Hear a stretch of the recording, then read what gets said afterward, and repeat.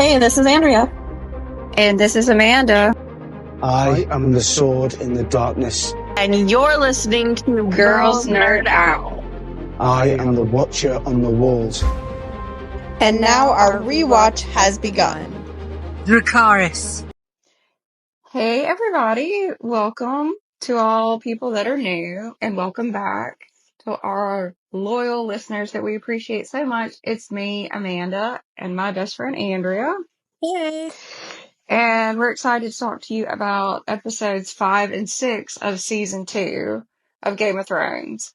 Episode 5 is The Ghost of Harrenhal, which I have a feeling you're okay with that title. Oh, yeah. I mean, Harrenhal is haunted, and even though we don't really technically see it be haunted, it still makes sense because of, who is haunting Harrenhal, which is Jack and Hagar. Yeah, and it does have a creepy vibe. Is it the same vibe it has in House of the Dragon? No, but is it a bit similar? Yeah, a little bit. I mean, you can see that it's supposed to be the same place. It's just a lot creepier at dark, like they did in House of the Dragon, Yes. which I love. And we get some of the best dialogue from this, I think, personally. Oh, yeah. Tywin and Arya have the best chemistry in this show. Look, Arya and the Hound, fantastic chemistry, but Arya and Tywin, fantastic chemistry. Just Charles Dance. We'll get there.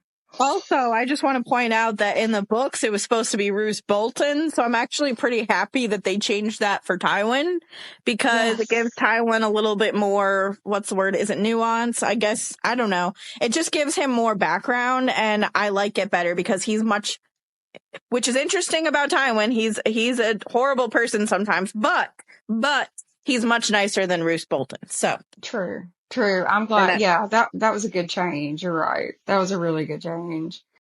And it made sense because it would have been too quick to have Roose there. Yeah. So I like it. I thought that was a good one. See, we give credit. Yes, we do. We start off at Renly's camp at night, and basically we have Catelyn explaining to Renly that Robb does not want the Iron Throne, which Renly's a bit surprised about, which I understand, but because he's like, you swear it, and she's like, yeah, by the mother, my son has no interest in the Iron Throne. And so Renly's he's kind of relieved by it a little bit, and obviously sees it as a huge benefit for himself. And he points out, they have the same enemies, and he talks about how Ned and Robert were, sworn friends and continue that and all stuff like that. Which, do you think that would have gone smoothly? How do you think Renly and Robb would have interacted? I'm not quite sure. I personally, it wouldn't be like Ned and Robert, but I think they would have mutually understood each other. And if Robb got what he wanted, which is basically what Renly said, and I believe that would have happened if it went the way that it was supposed to, because Renly was very serious. This is the most serious I've seen him in the show so far, and I believe what he says. So I don't know if they'd be as best friends as Robert and Ned, but they would be. I think they'd be okay. I think so too. I agree. They would be able to come up with compromises and stuff, and it probably would have been prosperous for them. Which again, it's like we always get close to something decent, and then it's like, nah. So, Catelyn is still trying to convince Renly to negotiate with Stannis, which I understand, and Renly's just like, I'd have better luck debating the wind, which is true. I mean, if you ever listen to Stannis talk, yeah. Yeah, there's just no way, and Renly knows that. The night is dark and full of terrors of men. The shadow comes in and stands up, goes up behind Renly, and just stabs him in the neck. Or not neck, chest, sorry. I thought it was neck. But he's choking.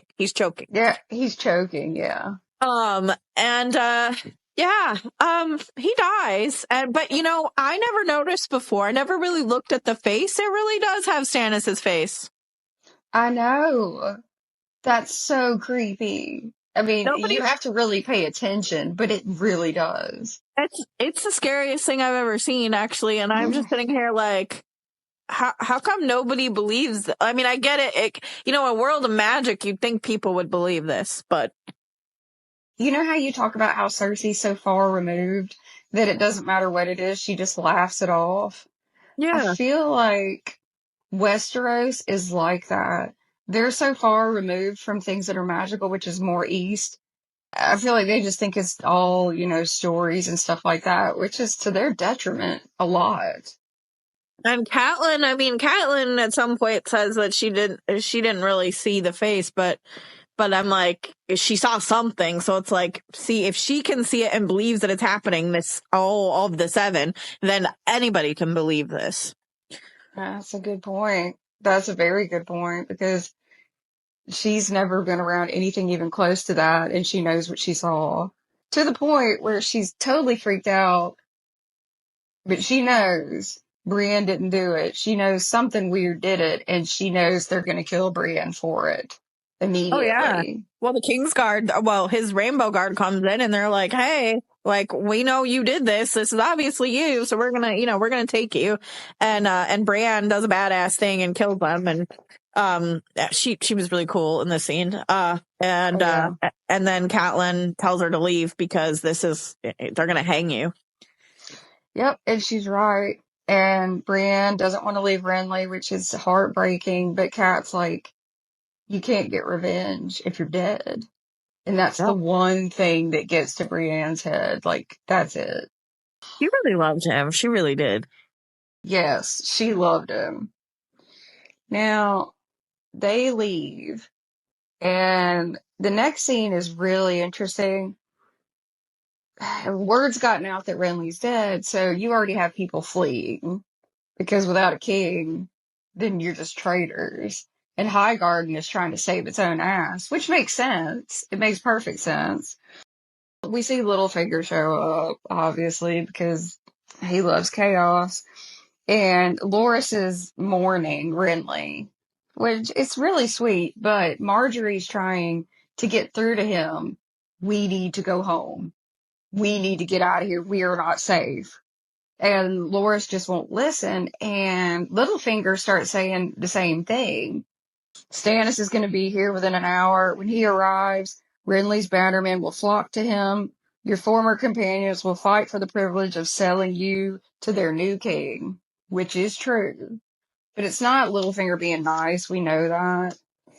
He has already talked to Tywin, and he's just playing the game. He's just trying to get Highgarden at a certain place, basically. True. He's very cunning here, but I mean, he is right. The Bannermen are gone. Like, they're going to go to Stannis, and they do. They all go to Stannis. Every single one of them, except for the Tyrells. Every single one. Because they don't want to be named a traitor. Marjorie says Brienne of Tarth murdered Renly, and I find it interesting that Laura says, I don't believe that, you don't believe that. Well, And who gained the most from our king's death? true, but like, if you look at her face, because I'm all about facial acting. Mm-hmm. When she says that, I didn't even believe her when she said that. No, I didn't either. She's saying that because that's the only thing that she could say that makes any sense, I guess. Because what would anybody else say? Yeah, well, But even Littlefinger. Littlefinger doesn't even believe it. Like, it's just no. like Brienne.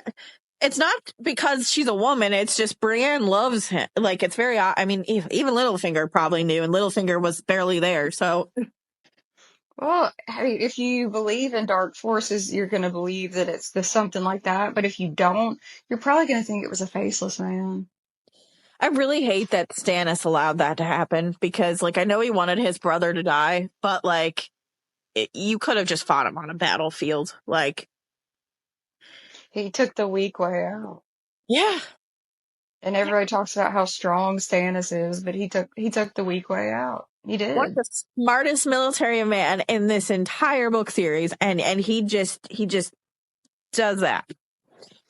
Well, it's because he stayed at Dragonstone and Renly called him out. You have no allies. You have no friends. And he knew that. He just didn't have the numbers. He knew he was going to lose. He knew Yeah. it. So he goes for, what he had, which is dark ass magic. And he doesn't feel anything about it, which is crazy. But, It is what it is. well, I thought you would probably like this line.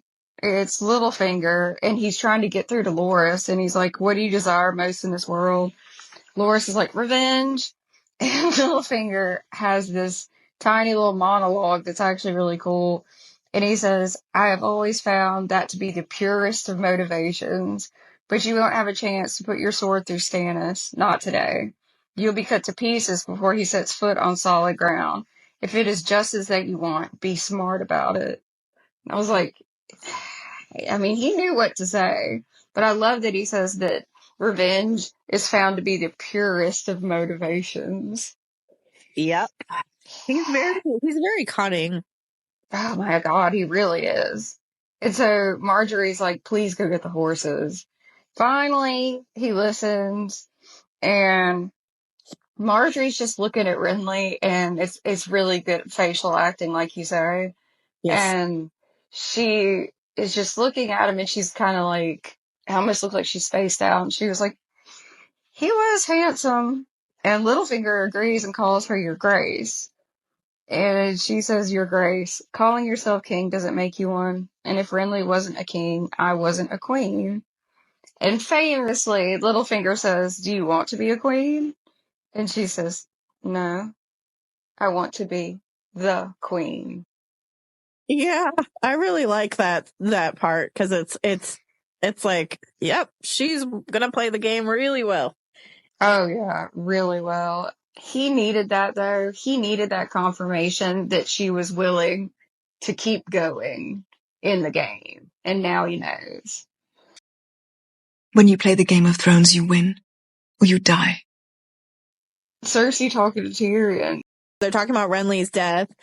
And I like that because the books are like this too, where it's like, or even House of Dragon, when they talked about the dragons being bonded, the dragons that weren't bonded before, and there was like second and third. I think one of the characters was like, "My second cousin said this," or "My second cousin's friend sister said this," So that's basically what's happening here. Small folk and just general people in general are talking about what happened to Renly. And some say Catelyn herself did it, and Yeah. Cersei's just like, "Oh, funny how that would happen," kind of situation. Like, she kind of laughed, and I thought that was funny. Yep. One of the accounts was his own Kingsguard, which, I mean, no, I don't know why anyone would believe that. And then Stannis himself, which Stannis didn't do it, but he did, but that would have been better, I think. Yeah, if I was gonna believe one of those, it would be Stannis, because it's like the rumor they heard implied that there were negotiations and it went really bad, and I'd be like, that's probably it. Yeah. Probably. Catelyn Stark wouldn't make any sense because she's Mm-mm. trying to. The fact that neither of them questioned why she was even there, I guess they would just assume she's trying to create an ally for her son. But Yeah. it's just funny that they didn't even question it. They're just like, whatever. Catelyn Stark was there, apparently. Yeah. The whole time Cersei is so unbothered. She doesn't care, but she looks beautiful, and she's drinking wine, and she's upset because, Myrcella is going to go to Dorne, and Tyrion says it's safer in Dorne than in King's Landing, which is very true, especially if they're in the middle of a war and Stannis is coming to take the throne. She would be safer there. Yep. And that's And they true. don't hurt little girls in Dorne. No, they don't. They really don't. We'll get to that at some point, too. Yes, and it's upsetting that happened, but so basically Cersei is talking about how Joffrey, the king, has a plan to stop like what's going to happen. Like they have a major plan and they're not going to discuss it with Tyrion, even though he's the hand of the king. They're not going to discuss it with him. And I'm like, it's not really the king's idea. I'm sure it's your idea, but he finds out that it's okay. So he's talking to, after that immediately goes to him talking to, I believe, a Lancel, right? Yes, it's Lancel, and every time he shows up, I'm just like, oh, you wormy thing. But yeah, it's Lancel. I basically like him better when he becomes the Faith Militant, and I don't even like the Faith Militant, so that says a lot. Same. He's just smarter when he's the Faith Militant. Or But okay. like he's listening to somebody, they're telling him what to do. That's sad. So we're saying we like Lancel better when he joins a cult. Yeah. Basically, that's yeah, that work. That fits. Look, Lancel, we like you better when you shave your head and carve something into your forehead, and you're basically in a cult. Oh my God, that's so funny. All right, so Well, yeah, Lancel's still spying for Tyrion. yeah, Tyrion wants to know what's going on because there's some skeevy plan happening that he wants to get in on. So Lancel admits to him that Cersei she's got wildfire. She's commissioned the alchemist to make wildfire for her. And Lancel looks so damn scared. Oh, he was. He's like, I swear in my life, I don't care about your life. No, well, okay, well, it's the truth. I'm telling you the truth.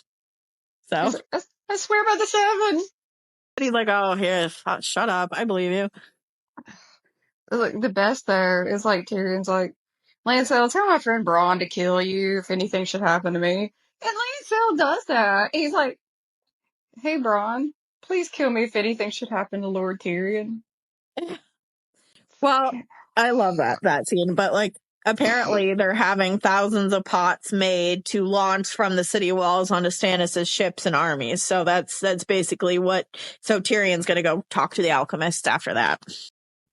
Follow your favorite podcasters on all social media at Southern Mother of Dragons and at the Princess of Dragonstone.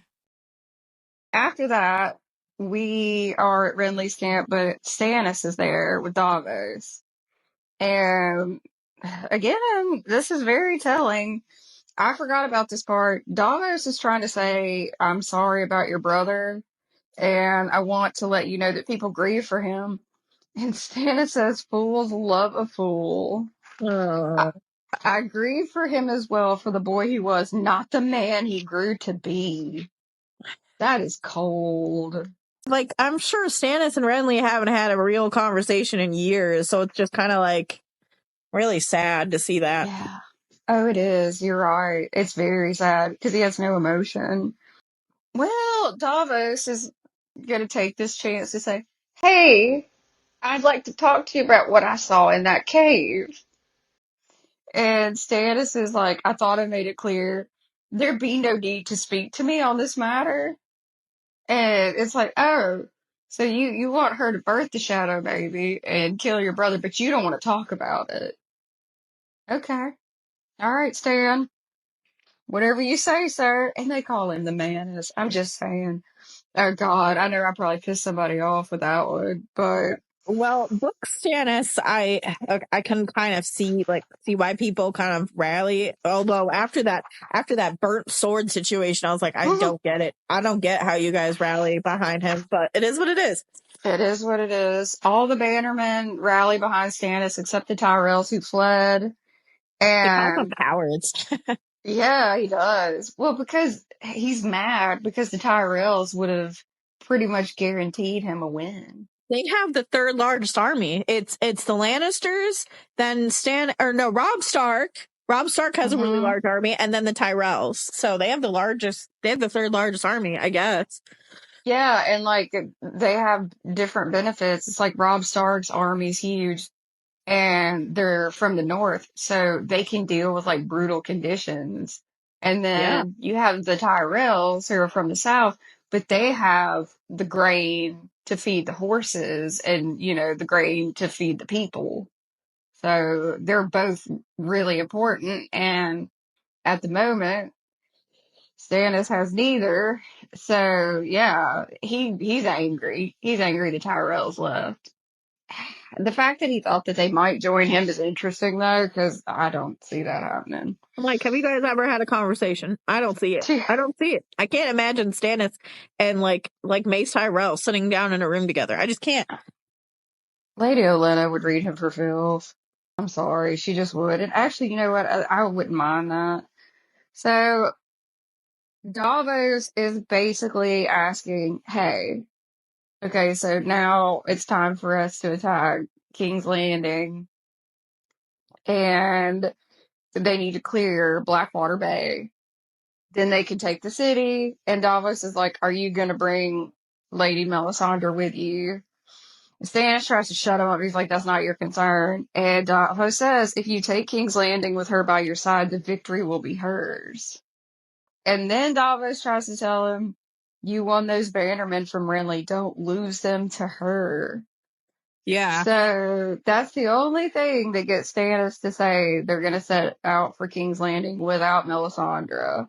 He tells Davos that Davos is going to lead the fleet to Blackwater Bay. And Davos is just like, I ran away from ships. They're not going to like this because I've never led a ship before. I run away from this kind of thing. And they're not going to like that, the other lords. And Stannis is like, that those other lords are lucky that I don't hang them for treason. And I wrote, Stannis is a military man, one of the best military men, in my opinion, in the books and the show. And he's saying the other lords are lucky he didn't hang them for treason. It just speaks volumes for me, because that is so many people that you need on your side, and you're already like threatening that. Like, that's insane. I think it's because he's bitter. He's very bitter, and I like it. It's really good. It's a really good line from him. Mm-hmm. I think, and really good acting. Like, his facial reaction to it is insane. Like, really well done. I agree. And all this time you hear about how fair Stannis is, and he'll break before he bends. Not exactly, because he accepted the bannerman from his brother, and he's accepting some dark magic just to win. So the scale isn't balanced like Stannis likes to think it is in his head. Yeah. And I think that slowly kind of wears down on him a little bit, at least in the show. And I find that very interesting because he knows he's compromised himself and he's just in denial. It's easy to confuse what is with what ought to be, especially when what is has worked out in your favor. So next we go to King's Landing. We have Tyrion and Bronn walking around King's Landing, which is interesting to me because I figured Tyrion is so obvious that he wouldn't be doing that. But okay, fine. And there is, okay, so there's news that Tywin hasn't sent a raven in weeks. So, there's a lot going on, but it also means that the Lannister forces are not coming back to King's Landing anytime soon. If he doesn't even have time to send a raven or feel like he can, which we get into later, then Tyrion knows, like, there's no help coming. We're going to have to figure this out ourselves. And there is a guy, I guess we will call him a protester. And he's standing on something so he can be a bit higher than everyone else. And he says, we are swollen, bloated, foul. Brother fornicates with sister in the bed of kings, and we're surprised when the fruit of their incest is rotten. Yes, a rotten king. A rotten king. And then he says, a dancing king prancing down his bloodstained halls to the tune of a twisted demon monkey. And Tyrion's oblivious, and he's like, the king's a lost cause. It's the rest of us I'm worried about. And then he's like, you have to admire his imagination. And Bronn's like, yeah, he's talking about you. I forgot how funny it is. He's like, a demon monkey? I just like when the small folk complain about their leaders. And, it's funny because before this, they were cheering Joffrey, and now they're like, God, he's terrible. It's just funny. What is dead may never die! We next go to the Iron Islands, which is a place where Andrea does, spend part of her time. So please talk about what happens next. So, he sees a ship. He's smiling. Theon is smiling at his ship, the sea bitch, because he's like, "Oh my god, I finally get the." I'm sorry. I'm sorry. It's just whenever you say sea bitch, it makes me laugh. Well, it's funny because like that's such a name for a ship, but it's what he is. In the beginning. So he sees his crew and he's like, "Hey, I'm your captain, so we need to get going." Like he's just trying to like get them to go, and they are, but he wants to introduce himself. And they're like upset because, well, they're not upset. They're just like they're mock him. They mock him because he's their captain, but they don't need a captain. They're Ironborn. They don't need somebody that's like professing themselves as a captain. Like that's like Euron would never do that to his people. Like True. or Yara, even Yara, because when she comes on, she's just like, "Oh, we yield to you," because he's like giving them an order. He's saying, "I'll hunt you down, drag you back here in chains, and hang you for a traitor." We yield. Yeah. And she comes out of nowhere, which makes it so much better. And she's just like, "Oh my goodness, you're so dangerous." But a great entrance anyway. But I like how she mentions that like her ships aren't even there because she's got like 30 ships, and his face is just like, damn. Yeah. And did you like how she said that her people would wait for her for a year if she told them to? Yeah, because he's like, I'm sure that you better hurry up and go to your men because I'm sure they you don't want them to leave without you. And she's like, that wouldn't happen. She's been in this a lot longer than him. So, I mean, he's been a Lord of Winterfell for 10 years or something like that. So he needs to, but I love his thought that he was going to be, he's going to be greatly loved right away. And it's like, do you know the Ironborn at all? No, apparently not. I would have thought Maester Lewin would have taught him more, but it's like he knows nothing. He's basically Jon Snow. It's worse than Jon Snow, I think. Yeah, it's worse than Jon Snow. You're right. It's worse. Well, and so we meet a character named Dagmar, and he is a lot younger in the show, but in the books he's got like white hair. He's known as a Cleftjaw because he was attacked once with an axe, a two-handed axe, I think it was, and hit in the head. He doesn't die. Old Nan even talks about him in her stories. She says he's somebody that will never die because he was hit with an axe and he got 4 lips instead of 2. How he survived that attack, I don't know, but he's alive. I think he's dead in the books. I'm not sure. But in the show, he's very different. He's supposed to be the master of arms of House Greyjoy, and he's a bastard of House Greyjoy as well. They don't talk about that. And he's a bastard of 4 generations or 5. He's got a lot of lore. He's got a lot of lore. He spent a summer reaving in the Stepstones with Balon Greyjoy when he was younger. And he trained Theon, so the fact that Theon doesn't recognize him in the show tells me it's just a completely different kind of character, but it's the same name. So yep, yeah, it's kind of like they created that character and they're like, well, what's the name from the book that we can just throw out? Sure, do that. I just like that he was part of Old Nan's stories. Like, I love Old Nan. Yeah, I'm glad you brought that up because I did not know at all, and that's incredibly interesting. But basically, this guy is like trying to feed Theon's ego because Theon's just like, he wants to be a leader of this group of people and they're going to take the Stony Shore, but he wants to give them something better than that because he wants to get their respect, and they're not going to give him respect if the way he's acting. And the guy, Dagmar, he's like, well, maybe you could give them something bigger because even though Balon told them to do the Stony Shore, he doesn't have to listen because they're Ironborn. Do they always listen? So then Theon says Torrhen Square is not very far from the Stony Shore. And Torrhen Square is like, I forget, it's very short distance from Torrhen Square to Winterfell. Mm-hmm. And it's banned by House Tallheart. And it's not a very big space. But basically, they're protected by the Starks. So Theon is going to take that. That's much better. It's a richer house than the fishing villages. So they're going to take that. And he's like, hey, then the Starks are going to send people. And he gets this look on his face. And you're like, And Dagmar probably thought that the entire time. Oh, yeah. Like, He didn't even we have to go. talk him into it. He talked himself into it. Theon is so easily manipulated. A lion doesn't concern himself with the opinions of a sheep.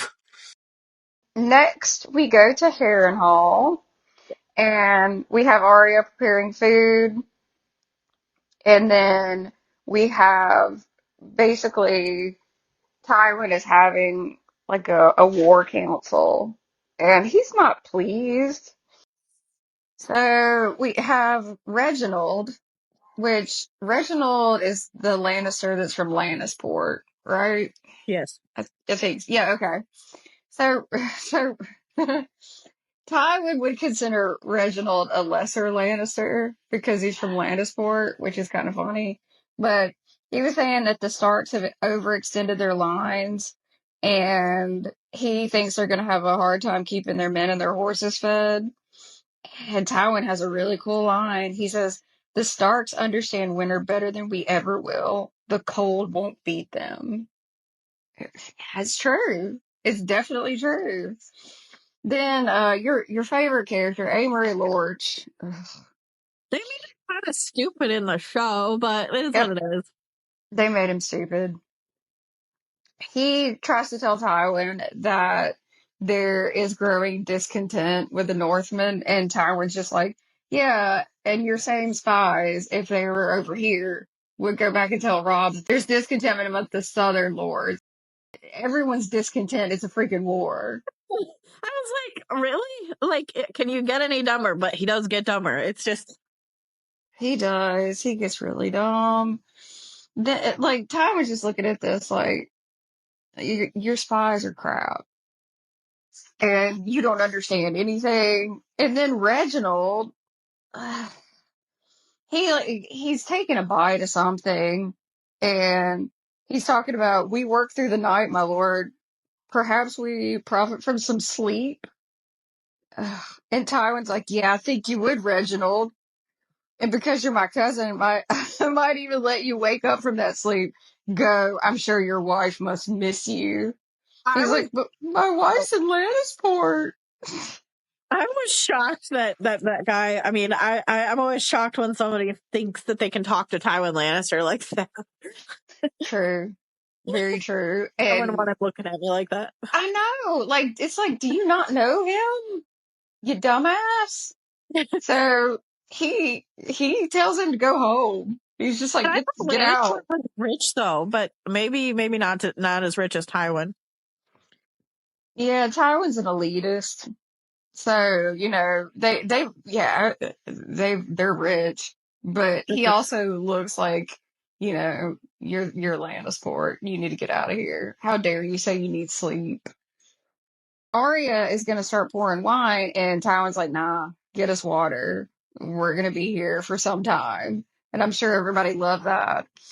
So he asked her, where are you from? And at first she said she's from Maidenpool. And he's like, and who are the lords of Maidenpool? She knew it was House Mooten. And he said, what's the sigil? And she blanks out.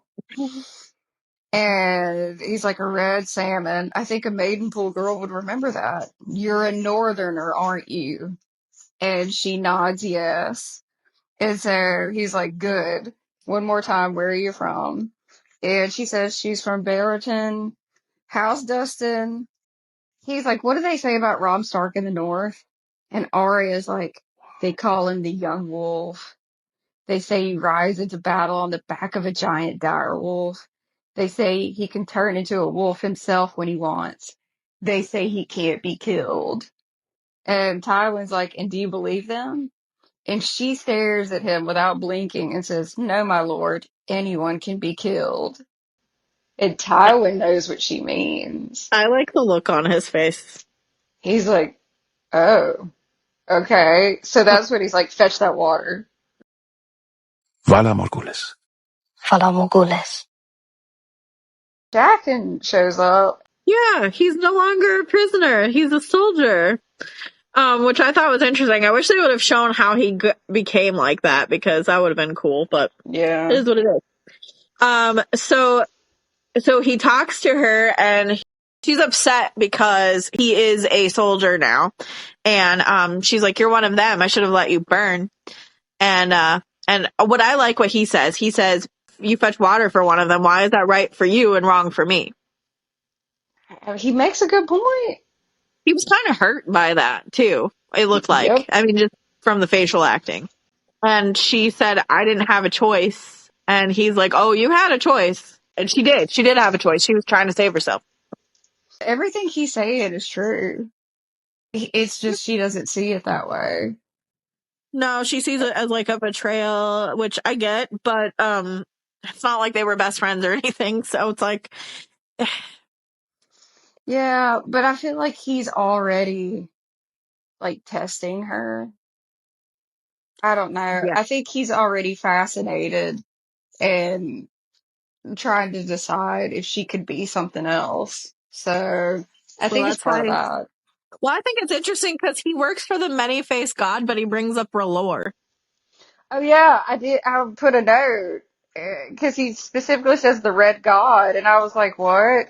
And I put a little star because I was going to ask you about that. I was shocked by that. And death may pay for life. I'm like, that is so interesting, but it's true. So, but I just don't know why he said the red god, but I liked it. It was weird. It Uh, was. but she has to give him 3 names. And the first name she picks, any name, she can pick any name. She couldn't describe him at first, but then she says, "I think his name is the Tickler." And that's all he needed. He didn't need like his actual name, but he needed some kind of like good description. And she said, "I think he goes by the name the Tickler, and he's going to go take care of the Tickler." Yeah, and this is a point where a lot of people say, if only Arya had said Tywin, Joffrey, Cersei. Yes, that is true. But if Then that we had went, happened, we wouldn't have a story. I know. I was like, we wouldn't have a story then. Exactly. I don't want it. I never have. After that, we go to the north, which, I mean, it looks like such a fun place to be. That's sarcasm. Yeah. So it's Gior talking to Jon, and they're talking about the half hand. And you can tell that Jon is thinking about his uncle, Benjen, because he's asking Gior questions about, like, how long can somebody live beyond the wall? And it's kind of sad because you know that's why he's asking that. Because Jon heard that the half hand spent half of last winter beyond the wall, and then Gior's like, the whole winter. And so Jon's like, so it's possible for someone to survive out there? And Gior doesn't want to give him false hope. So he says, basically, yeah, the half hand can. There was a lot to that. It was just a moment, but it's very layered. Yeah.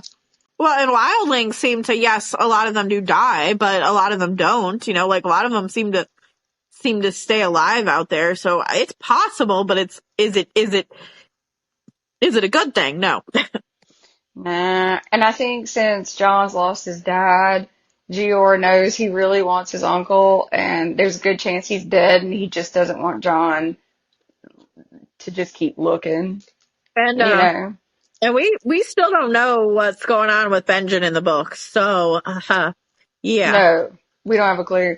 But, so we see the Night's Watch, and they're at the Fist of the First Men, and I was going to see if you wanted to talk about that, because, you know more about that than I do. Also, I know you love the Andals.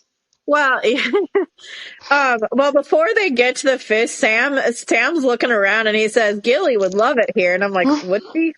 And Gren's like, "There's nothing more sickening than a man in love." Yeah, I forgot about that. Yeah. So basically, we get the idea that the whole time they're walking, Sam's just talking about Gilly. And he's happy to be out there. It's funny because in the books he's really scared to be out there, but in the show he's like, "Oh, I'm in my happy place." Okay, Sam. Look, love done changed him. Love done changed him. He's only had a few words with her and he's in love. It's fine.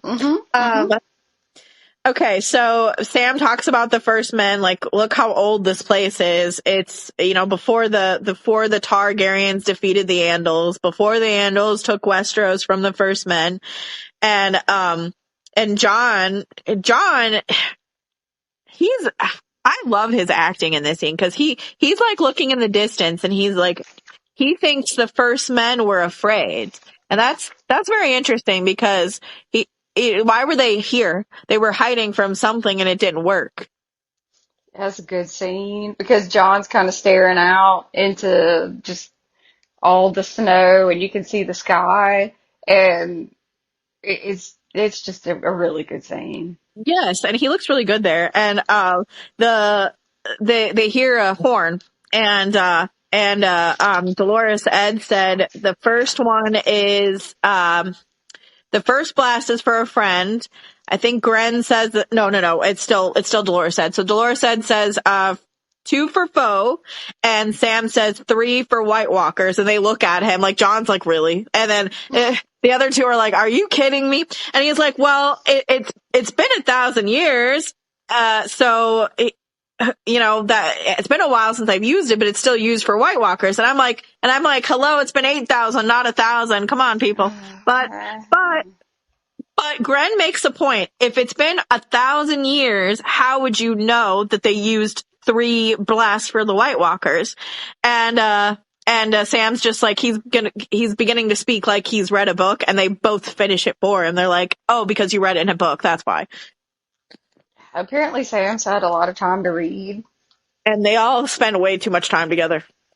Yeah, they do. They do. So basically Sam is just talking about Gilly and then giving them random facts that he read in a book, and they're just like, oh. But I get mad at the 1,000 because it specifically says in the book 8,000. It also sounds cooler when it's 8,000. Yeah, why can't they just say 8,000? I mean, Daenerys says centuries. Centuries.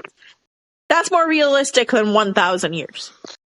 Power is power. After that, we're in a cellar at King's Landing, and Tyrion's holding a pot of wildfire, which is bright green and looks really cool. And we have an alchemist who is a bit nutty. Kooky. He's kooky. Yeah, he's kooky. That's it. He's definitely kooky. And, Tyrion's not going to miss a moment to talk about his weenie. So, I mean, he's just not. And so he asked him, he's like, I remember reading an old sailor's proverb, piss on wildfire and your thing burns off. And kooky alchemist is like,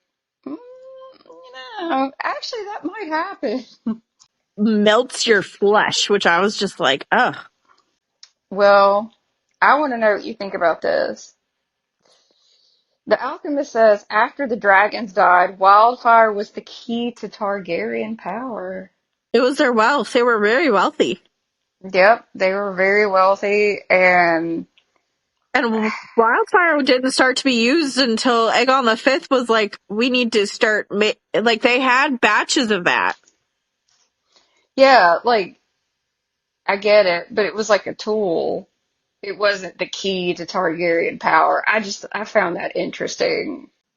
It could have been because the Mad King used it for his power, which is fine. I mean, but I mean, it's not fine. I don't like that people get burned up by it, but it's fine to say because of the end of the Targaryen history, because yeah, that was used at the end of the Targaryen history. But to say that that's what happened after the dragons is bizarre because wildfire wasn't brought up until Aegon V. So, and I figured you would agree with me. Either he's being kooky or that's just something they decided to put in, but no, that was not the key. He says they've been making it since Maegor's day, and I'm like, what? I had to Google that because Maegor's day. Okay, he burned stuff. He burned a lot of stuff, but he used his dragon, which Balerion the Black Dread is the largest dragon in the world at that time. So Yep.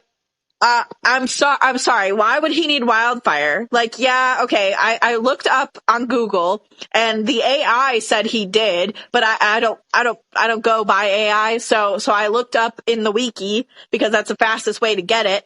And, it only talked about the major thing that he burned up was the Sept of Remembrance, and the Sept of Remembrance, he used dragon fire. He used his dragon without any cause.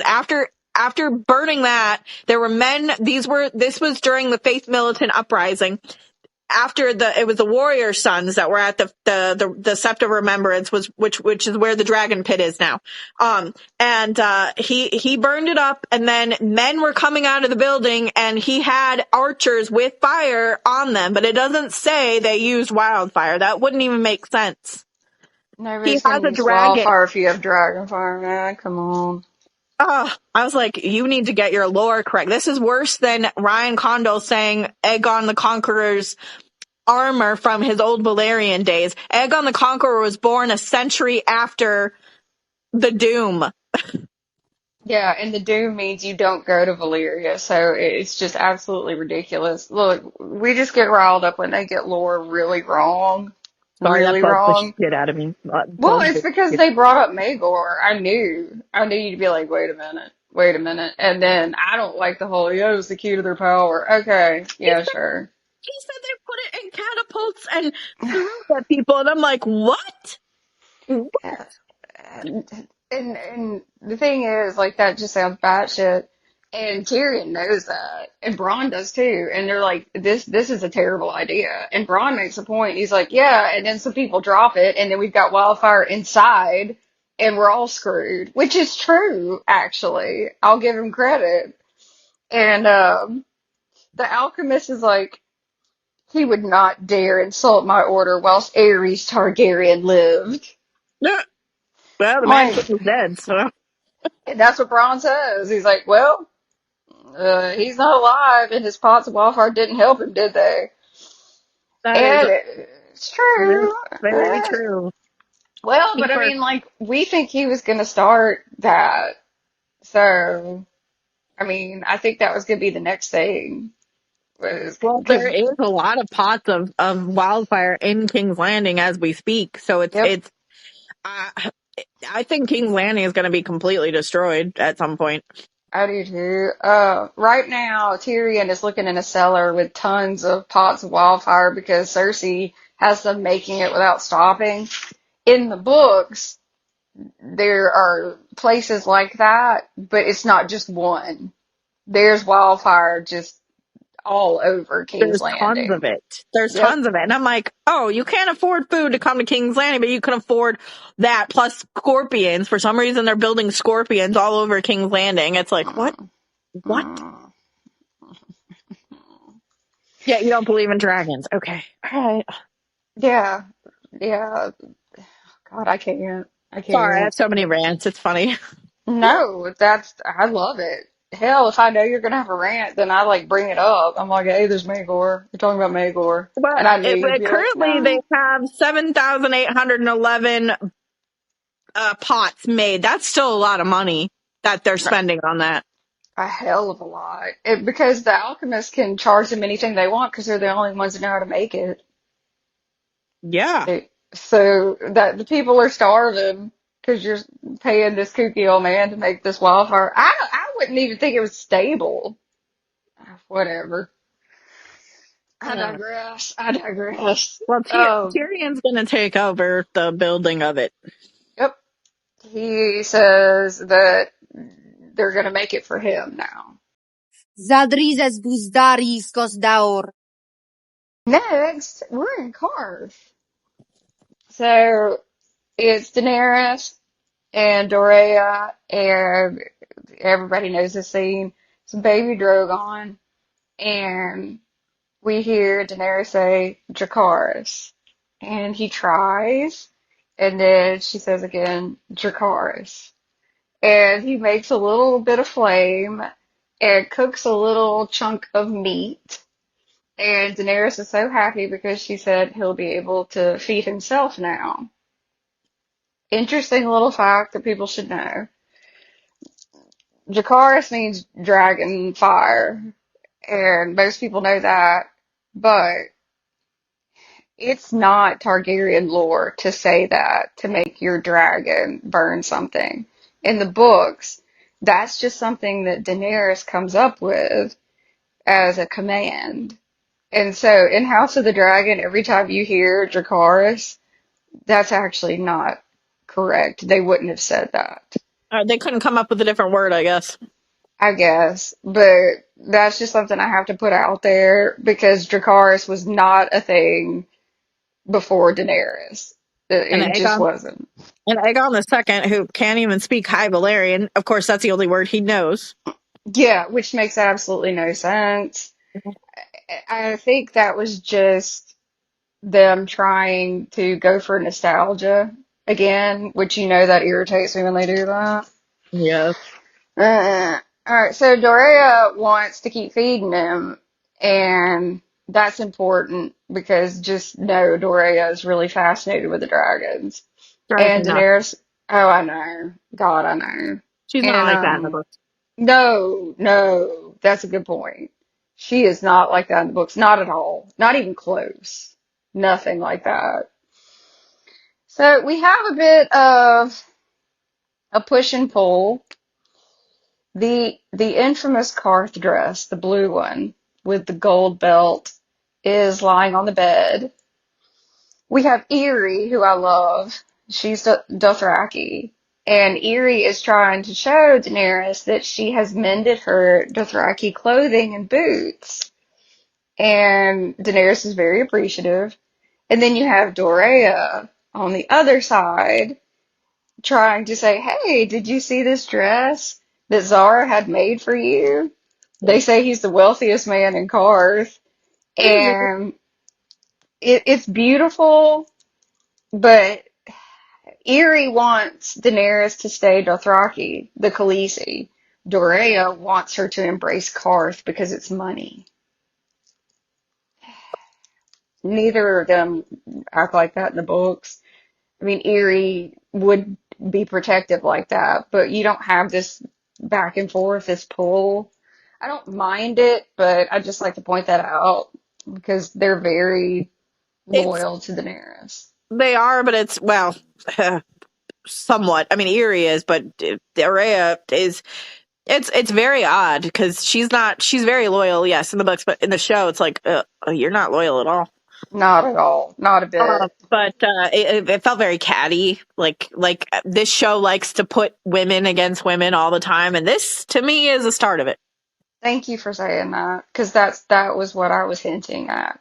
I That didn't write that in my notes, but I just realized from rewatching this is the start of that. it Them is. putting women against women, which is sad. Yeah, that's what Dan and Dave like to do. They like to have women be bitchy to each other, and we'll see it 1,000 times in the show. I'll tell you something else too that pissed me off. So last season, when Dorea is teaching Daenerys like how to please a man, she says that men talk when they're happy. This makes me sick. So they're talking about Zorro and how wealthy he is. And Daenerys says, Zorro is our host, but we know nothing about him. Men like to talk about other men when they're happy. Okay, there is no way in any universe Daenerys Targaryen would pimp out her friend. That is sick and wrong, and that is exactly what she's doing. She is telling Doria to go sleep with someone and find things out, and that just pisses me off.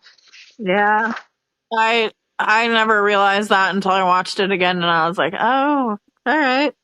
Yeah, I'd forgotten about that, and that is so insanely wrong because Daenerys was sold into slavery, and there's no way in hell she would even suggest something like that. She would be appalled, actually. It's really weird how she's cool with that, but not her men looking at the trinkets and seeing what they can take from there. Like, that is so weird to me. Sex over stealing something. Okay. Like, yeah, you can tell who wrote this. Ugh. Yeah, you can. I know. So Eerie is very sweet, and she, says you should wear the dress. It'd be rude for you not to. And then we go to the Karth garden party, and I have to say it. Daenerys is beautiful in her blue dress with gold, and in the background you see the same dress in green, and there's like a peach color. There is a color that's kind of like mauve, sort of. It's not quite pink, and then there's green. And not Daenerys's dress, but the background dresses were in the auction, and I got to see one up close, and when I tell you they're so beautiful, there's no way I can describe to you how they look in person. As beautiful as they are on screen, they're amazing. And the shoulder pieces and the belt are actual metal. So it's just very interesting. I don't know how Michelle came up with the design, but it's so unique because it flows in the back with a cape. I don't know how she designed it. And it just makes this scene so beautiful with the colors. I love it so much. Some woman was talking to Daenerys about a night market. I'm like, what is a night market? Yeah, and she implies that there's like Water Marine and it's nothing like the night market of Karth, and I'm like, what? Okay. But they don't talk about a night market when she goes to Marine. Because there's not one. What would you do at a night market? Like, I mean, it's just a bunch of candles and you just look at things. I don't know. Or scandalous things, because the way she was like, you really need to go to that. And I'm like, are you trying to get her to go do something scandalous? Because that's kind of the vibe I got. Oh God, is the night market an orgy? It probably is. Take off your clothes. Pyatt Pre is a creepy MF. That's all I'm gonna say. He's creepier in the books, as in like what he does. He's creepier looking on the show. I think. I mean, to me. Whoever the actor is that plays him, great casting, because I don't want to stand next to that guy at And all. Danny didn't even look like, well, she was interested at first, but then she was like, oh my God, he's everywhere. Yeah. I mean, because, like, he comes up and he's like, Mother of Dragons, on behalf of the Warlocks of Karth, I welcome you, a demonstration. And he gives her, like, a gem, and he tells her to, like, stare into it. And if you look closely enough, you can see yourself in it. And so she looks, and he becomes two, and everybody's like, because he's like, I don't know what, like 10 feet behind himself. There's two of them then. And it's like, you can tell his lips are like tinted. It's not exactly what I imagine in the books, because the warlocks drink shade of the evening and it's blue. It turns your lips blue, but this was more like a purple, but fine. But everybody's kind of freaked out by it. And Zara is not very happy about him trying to get Daenerys' attention, because Pri is like, should you grow tired of Zara's baubles and trinkets, we'd love to host you at the House of the Undying. And Zara's like, he's one of the 13. That's the only reason I had to invite him. And he kind of ushers her away, which is very interesting.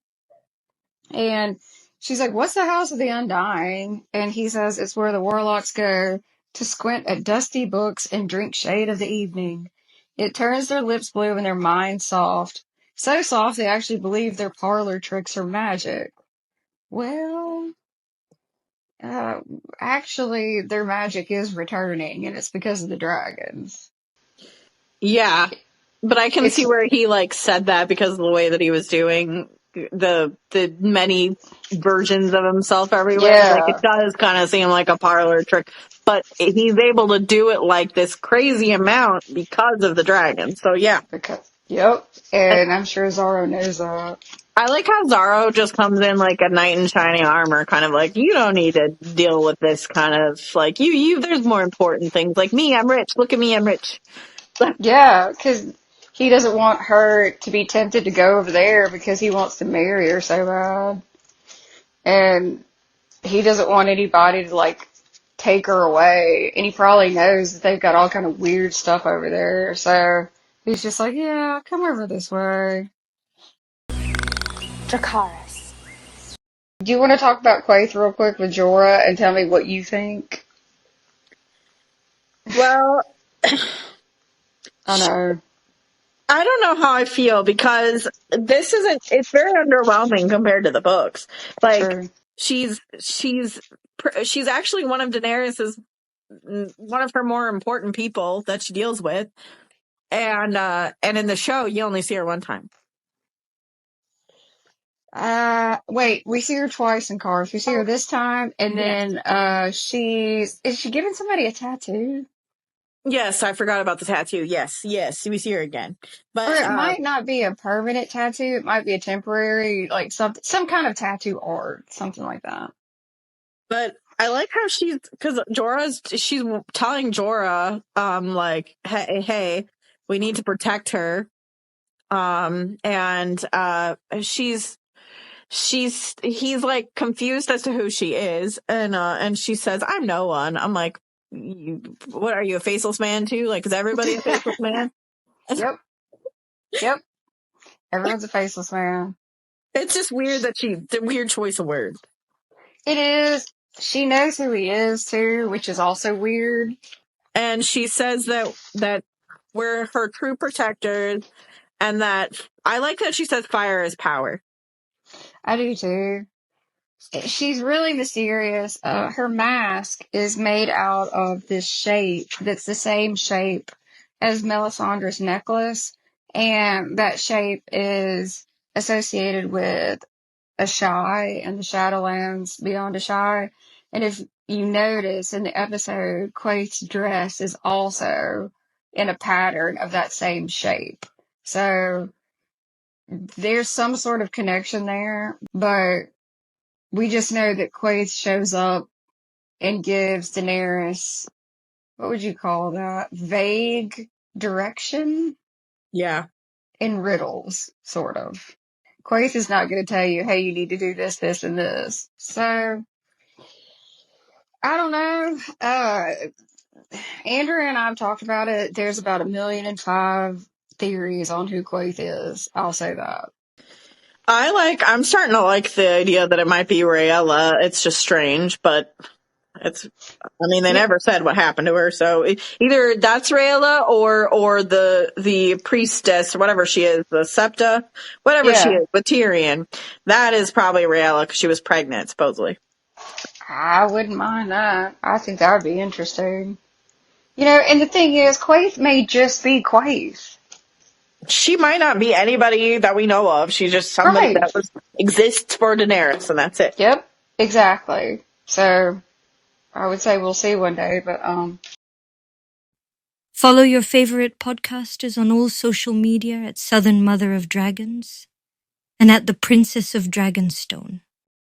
So she's basically telling Jorah, protect her, look out for her, and like Andrea said, and when they see, they shall lust for dragons or fire made flesh.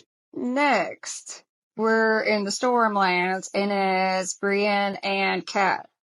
Brienne they're talking about the situation that happened with Renly, and Brienne says that had the face, that was a shadow that had the face of Stannis Baratheon, and it did. I mean, if you really look at it, it does have some parts of him looking like him. It's crazy. And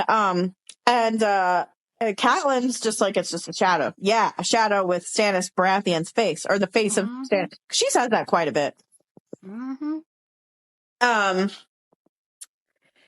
And then, so Catelyn wants to go to Winterfell because she's going to go talk to Robb, but she says after that she's going to go to Winterfell, and Brienne wants to be let go so she can go fight Stannis, so she can go kill Stannis. She wants to get her revenge. Oh yeah, big time. And I get that. And you know what's sad? Brienne said that she never knew her mom. Yeah. And Kat said that she doesn't. Well, in the book, she said she doesn't remember her mom. But in the show, she said that her mom died in a birthing bed when she was really young. Yeah, which that was really common. The oath is really pretty, and it made me cry a little bit because, you know, it reminds me of when she does the oath for Sansa. And I just love that. I do too.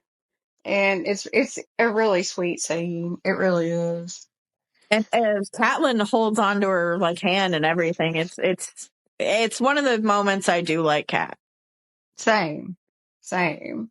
And Kat is fully aware of how in love with Renly Brienne, I mean, still is. I was gonna say was, but it's actually still is. Winter is coming. After that, we go back to Winterfell in the Great Hall. And of course, I fixate on this. So there is a shepherd there, and he is complaining because there are wolves in the hills more than he's ever seen. They come down in the night and they kill his sheep. And his three sons are fighting for Robb, so like he's complaining because he doesn't have anybody to help him. But the only thing my brain's thinking of is, of course, there's more wolves. There's going to be more wolves everywhere. It's because Grey Wind he did like the bat signal. I'm just saying. Well, in the books, in the God's Eye, there's apparently wolves all over the place. So it's like, how many wolves do they got? I don't know, man. I don't know, but I'm fine with it. Just bring the wolves. Yeah. I'm cool. It's interesting though because they don't talk about there being so many wolves until all this starts. So it just kind of makes you wonder, like, Yeah, because remember, they never saw a direwolf past the past the wall in like years. Probably never. Yep, It never happened. So, and it can't just. It's probably partly because winter is coming, like the real winter, the long night. yeah, But because all of this magic, it's just the cause of all that. yep. And who knows? Maybe the wolves, like the regular wolves, sense that there's a damn dire wolf. You know, we don't know. That's true too. I mean, they could. I mean, all of them are somehow drawn to Nymeria. Who are we to think that, Grey Wind doesn't have something going on too? Which, I just want to believe he's got a pack, so it's fine. That's my headcanon. Oh, first, before Bran says anything, did you notice that Rickon is just sitting there breaking walnuts and Yes. poor Rickon? And his hair is disheveled, and Nobody's taking care of that boy. no, he's already feral. He really is. He is. But Bran says that he'll send 2 orphan boys from Wintertown. And I was just like, oh my God, the fact that they mention Wintertown and they don't show it is funny. Because it's right outside. Wintertown is directly outside of Winterfell. It's directly outside it. I wouldn't mind seeing Torrance Square. I would have loved seeing Torrance Square. Yeah. I mean, what are we going to do? We can't have everything, I guess. We can't have nice things. So he's gonna send 2 orphans from Wintertown, and then they're cool with that. That's gonna help. And then Sir Roderick comes in. There's like a lot of noise outside, and Sir Roderick comes in because Torrance Square is under attack. And he wants to go out there, and he says that they could manage 200 men, but they don't have a lot of men because all the fighting people are with Robb. And Maester Luwin gets upset that Bran is okaying the 200 men. Do they really need that many? And it's like, well, if we can't protect our bannermen, then how are we the Lord? How are we to protect anybody? You know?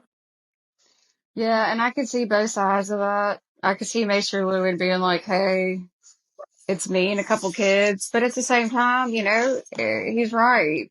If we can't protect what's near us, then if it wasn't the Ironborn, and say it was either the Lannisters or like sellswords or something that Tywin hired, then word would get out that they can't even protect Torrhen Square. So that would bring more people. So Bran's not wrong. No, he's not wrong, and I really like that. That like he took the initiative to be like, yeah, let's send 200 men. I mean, I get it. I do. I get where Maester Lewin's coming from, but like, Yeah.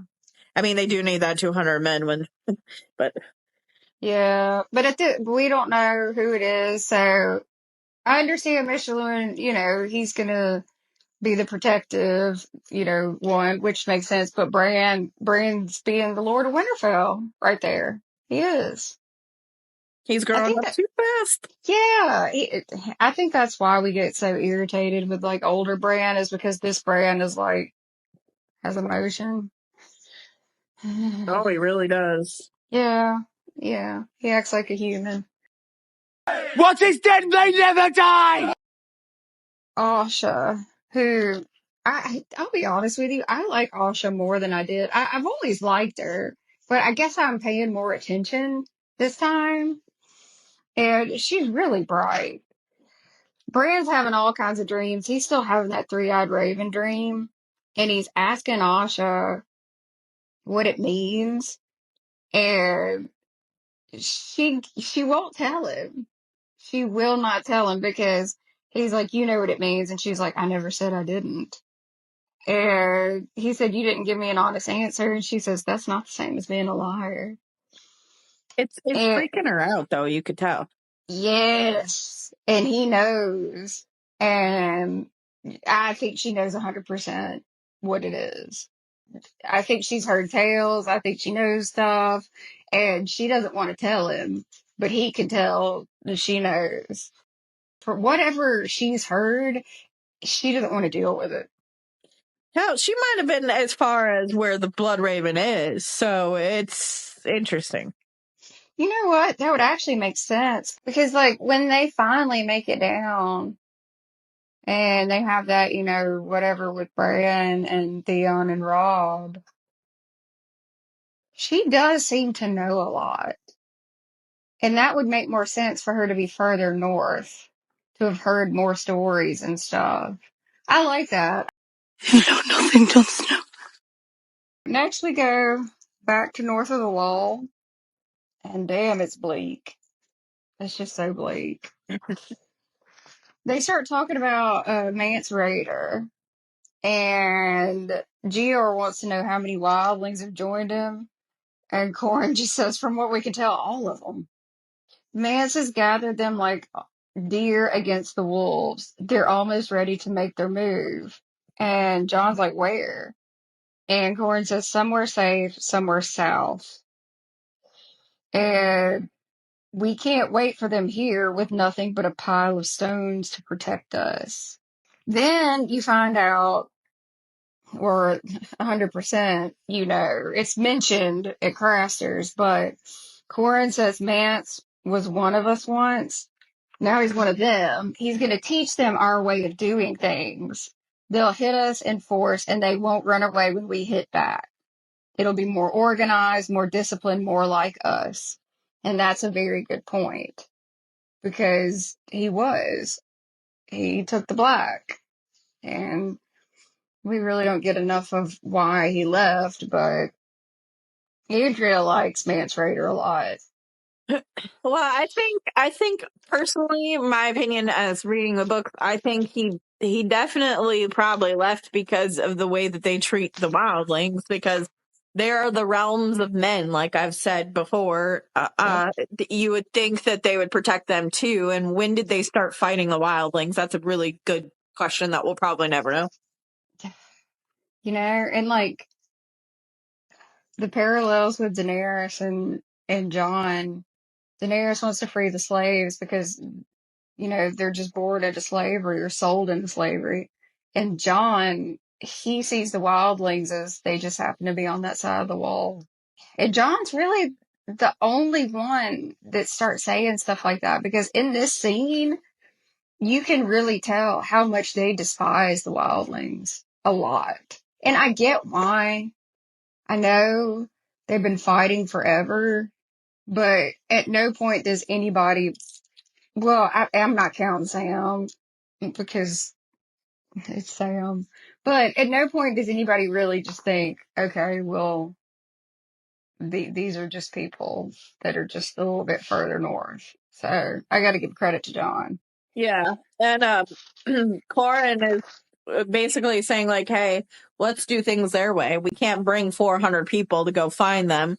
We're gonna have to go in smaller groups. And so he starts picking out some people, and John's like, I want to go. And Jorah's like, you're not a ranger, you're a steward. And but Jon has killed a White Walker before, so how many rangers can say they've done that? You know? You're a Targaryen. You're the mother of dragons. I need to be more than that. We're in Karth, and the garden party has continued into the night. I do not think this is the night market, though. And Zorro coming with some truth, but some bold truth. So tell me, how long has your manservant been in love with you? Manservant. Jesus. And Daenerys is like, he's not my manservant. He's not in love with me. He's my advisor. He's my friend. And Zara's not wrong. He's like, I can tell what a man wants. And she's like, about what a woman wants? He said, it's much more complicated. For example, what do you want? And she says to cross the narrow sea and take back the Iron Throne. He says, why? And she said, because I promised my Khalasar I'd protect them and find them a safe home. And he says, you want to conquer the 7 kingdoms for the Dothraki? And she says, I want them because they're mine by right. The Iron Throne is mine and I will take it. And he says, a conqueror. And she says, and how did you get all of this? Did someone give it to you? And it's really cool because she flips it on him because he says he came from nothing. She says, so you wanted more than you had and you took it. You're a conqueror too. You're just less ambitious. Yeah. I Yeah. love that. He loves to tell the story about himself coming from nothing. It's really funny. I'm so tired of it already. I think 3 times he has said he had nothing and he slept on the docks. Like, we get it, dude. We get it. Zorro in the books doesn't talk like that. Like it's so vastly different. And this actor could have handled it, I think. I mean, he's Yes. a good actor. I've seen him in other things. It's just He was in Dracula. You and I love Dracula. yeah. So I don't understand why they had to give him such a really like he's very well, actually, he's not as pretentious as the Spice guy, but he's close enough.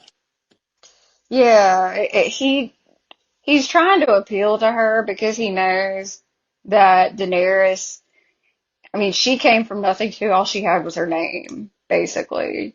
And he's trying to appeal to her with that. And it's like, dude, you've said that like 8 times. Can you just not? So we go to the vault. Andrea loves this vault. She thinks it is so fascinating. And no, it's not in the books at all. Not a bit. Here's another thing I know Andrea's going to love. I put a star by it. So Zara is like hitting the vault with something and just showing that like it won't even scratch. And he says the door and the vault is made of Valyrian stone. I'm like, how did you get Uh, that? How did you get Valerian stone? Like, you can't even afford wine. Like, I don't even know. but when has anybody ever talked about Valyrian stone? Never, Nobody. never. Nobody. And where did he get it? Did he go to Valeria? Did he go to Valeria? Like, is this another person that's supposedly been to Valeria? Like, Honestly, I think he was probably, to me, they were probably going to make it Valyrian steel. And then they're like, nah, that's too rare. Just make it Valyrian stone. just is everything made out of Valeria stuff? Like, come on. Like, Uh-huh. they really Yeah. want to. They hate on the Targaryens, but they really like to use their shit. I love it. So he implies that there's just mountains of wealth in there, and she's like, it can all be mine. And he's like, oh, let's say half. And says it's enough for what she needs. And she's like, all I have to do. And he's like, marry me. And she's like, that was a romantic proposal.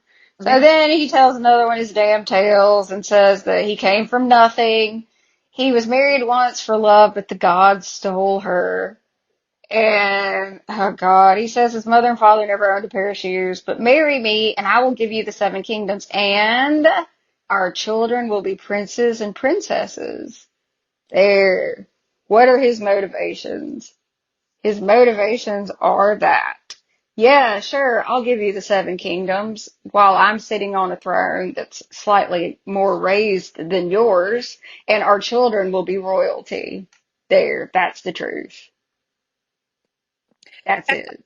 He wants to marry her in the books too, but it's more ambitious than that. Yes. But of course she says no, and it causes a whole. There's going to be another war. But anyway, it's he's just snaky in the show. It's very snake-like.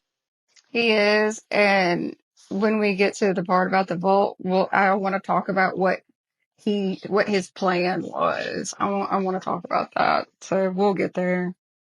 You're learning to talk like a queen. Not a queen. A Khaleesi.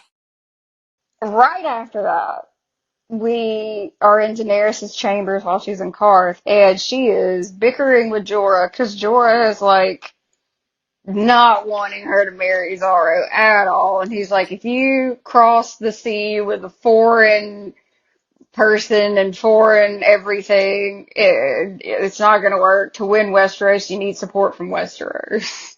And okay, so this is clearly him also kind of like doesn't, jealous Jorah. 100%. But at the same time, he's telling her the truth. Like if you want to, because Daenerys likes to say that people are going to they're waiting for her over there, right? Yep. They don't even know Because she Viserys exists. told her that. It's total bullshit, but Viserys told her that mess. Well, Illyrio too. Yeah, nobody is waiting for you in Westeros. I love her, I do, but nobody is. I mean, when they see dragons, yeah, they'll be excited, but they don't even know she exists over there right now. So it's like Jorah is telling her the truth. Like, if you want Westeros you need support from Westeros. You need allies from Westeros, and I don't know how she's going to get that from over here, but at some point she will. So it's just kind of, it sucks. Yeah, I don't know either. You know what I say, and you totally agree. We know when she eventually does make it to Westeros, the people that come with her are going to have different shades of brown skin, and they're going to have accents, and there's going to be a problem with that because you think about how many people make comments about people that are Dornish. Oh, yeah, the Mad King alone didn't even like to look at his grandkids because they were Dornish. Good point. And so you have Daenerys coming over with her freedmen, Unsullied, and Dothraki, and that's not going to go over well in white, wild Westeros. And he also, he's the one that okayed that marriage too. He okayed Rhaegar, his heir, marrying a Dornish princess. But then was racist about it. Okay, sure. Yeah, he's terrible. Look, Westeros is incredibly white, and when I say Westeros, I'm not including Dorne. And I mean, there's I don't know how many times there's mention of people being racist to people in Dorne, and I just feel like Daenerys is going to catch hell. I just don't think it's going to be, I mean, it's going to be bad, but I don't think it's going to be, because she's going to be so strong at this point. Like, she's going to have that whole, I think she's going to get the Khalasar that she got from the show. Like, she's going to it's going to be different. I think Drogon's going to come and do it instead of her setting them on fire. But, True. But when they see that dragon, they're going to bend the fucking knee. They're definitely. They better. Yes. And I think they're all gonna follow her because of that. And so, yeah, they're gonna see brown people, but they're gonna see how many brown people, and they're gonna see Dothraki screamers on their horses, and they're gonna see it with dragons. Yep. I feel like a lot of people are gonna be like, it might be split. Like half the kingdoms are going to want to be fighting for her or marry her, that kind of thing. And then the other half is going to be like, oh my God. See, like, I just got goosebumps you talking about that with Dothraki screamers, and you got the Unsullied, and we got dragons, and it's like, yeah. Well, I love it. It's going to be exciting if we ever get it, but it was exciting to see it in the show. Like my favorite, a lot of people don't like season 7. I do, and is it season 7 or 6 when she's in Westeros? Is that 7? She arrives in 7, and mostly 7 is what you're talking about, because that's when we actually see her kicking ass. Yeah. Yes, I love when she stops the Targaryens. Jesus Christ, the Lannister army with the money that they stole from, well, that they conquered, I guess, from Highgarden. They took all that money, and she comes in, and all you hear is the screaming from the Dothraki. Like, it's so cool. You hear the hooves, you hear the screaming, and then you see Drogon. Like, it's just badass. It's just the most badass scene of the entire season. So. Spoils of War, and it's Jaime Lannister and Bronn. Bronn's telling him, you need to get the hell out of here. He looks at Bronn and he goes, we can take him.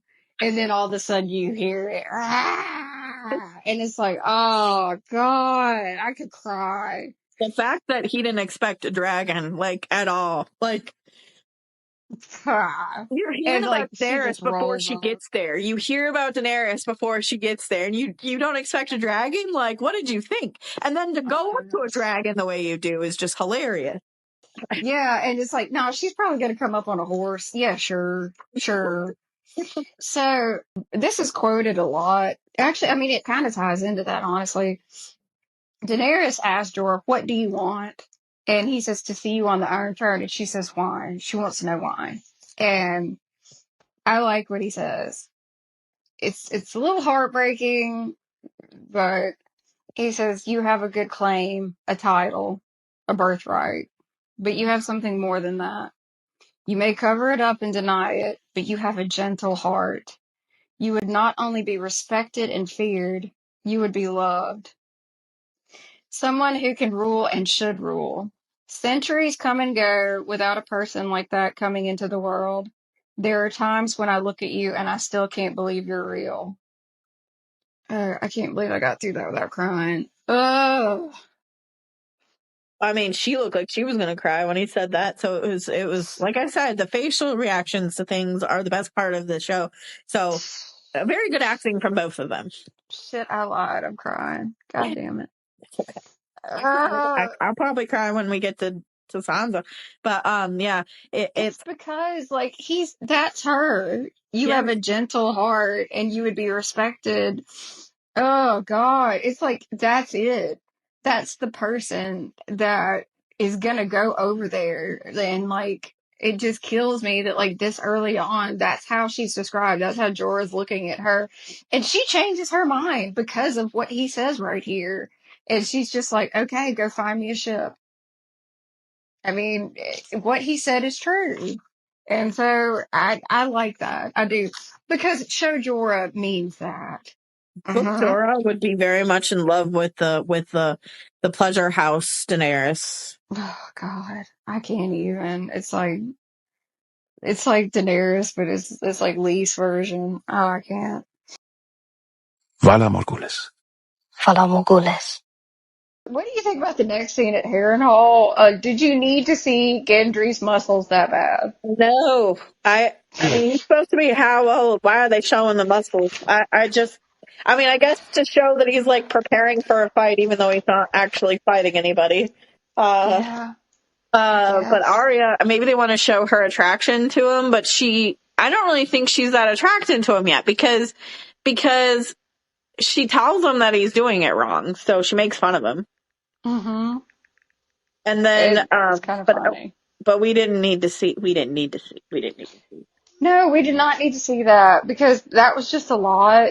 And I was just like, I don't know how old Gendry is supposed to be at this point, but I just don't need to see all that sweat and all that. But okay, sure. And the whole point of that is because the tickler is dead. What is dead may never die! Episode 6 is The Old Gods and the New. I want you to talk about this because you are incredibly passionate about the Ironborn. If you don't mind, I love it when you talk about the Ironborn. Yeah, so Winterfell is being attacked.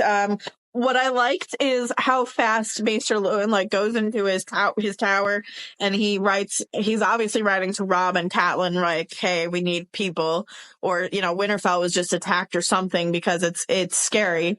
Like, they didn't expect this to happen. They were very unprepared for this. Theon is now Prince Theon. He goes, Andrea, it's the audacity for me. his dad is not even like a king yet. I mean, he calls himself king, but that doesn't make him a king. So he goes into Bran's room, and he's telling Bran, like, hey, I took your castle. Like, I took Winterfell. It's mine. It's not yours anymore. You have to yield it to me. And Bran's just like, what? Like, Theon? No, it's Prince Theon. And he wants him to yield. And Bran's just like, no, I'll never yield Winterfell to you. Like, I'm not going to do that. And that's such a brave thing for somebody that can't walk. I know. It was so brave.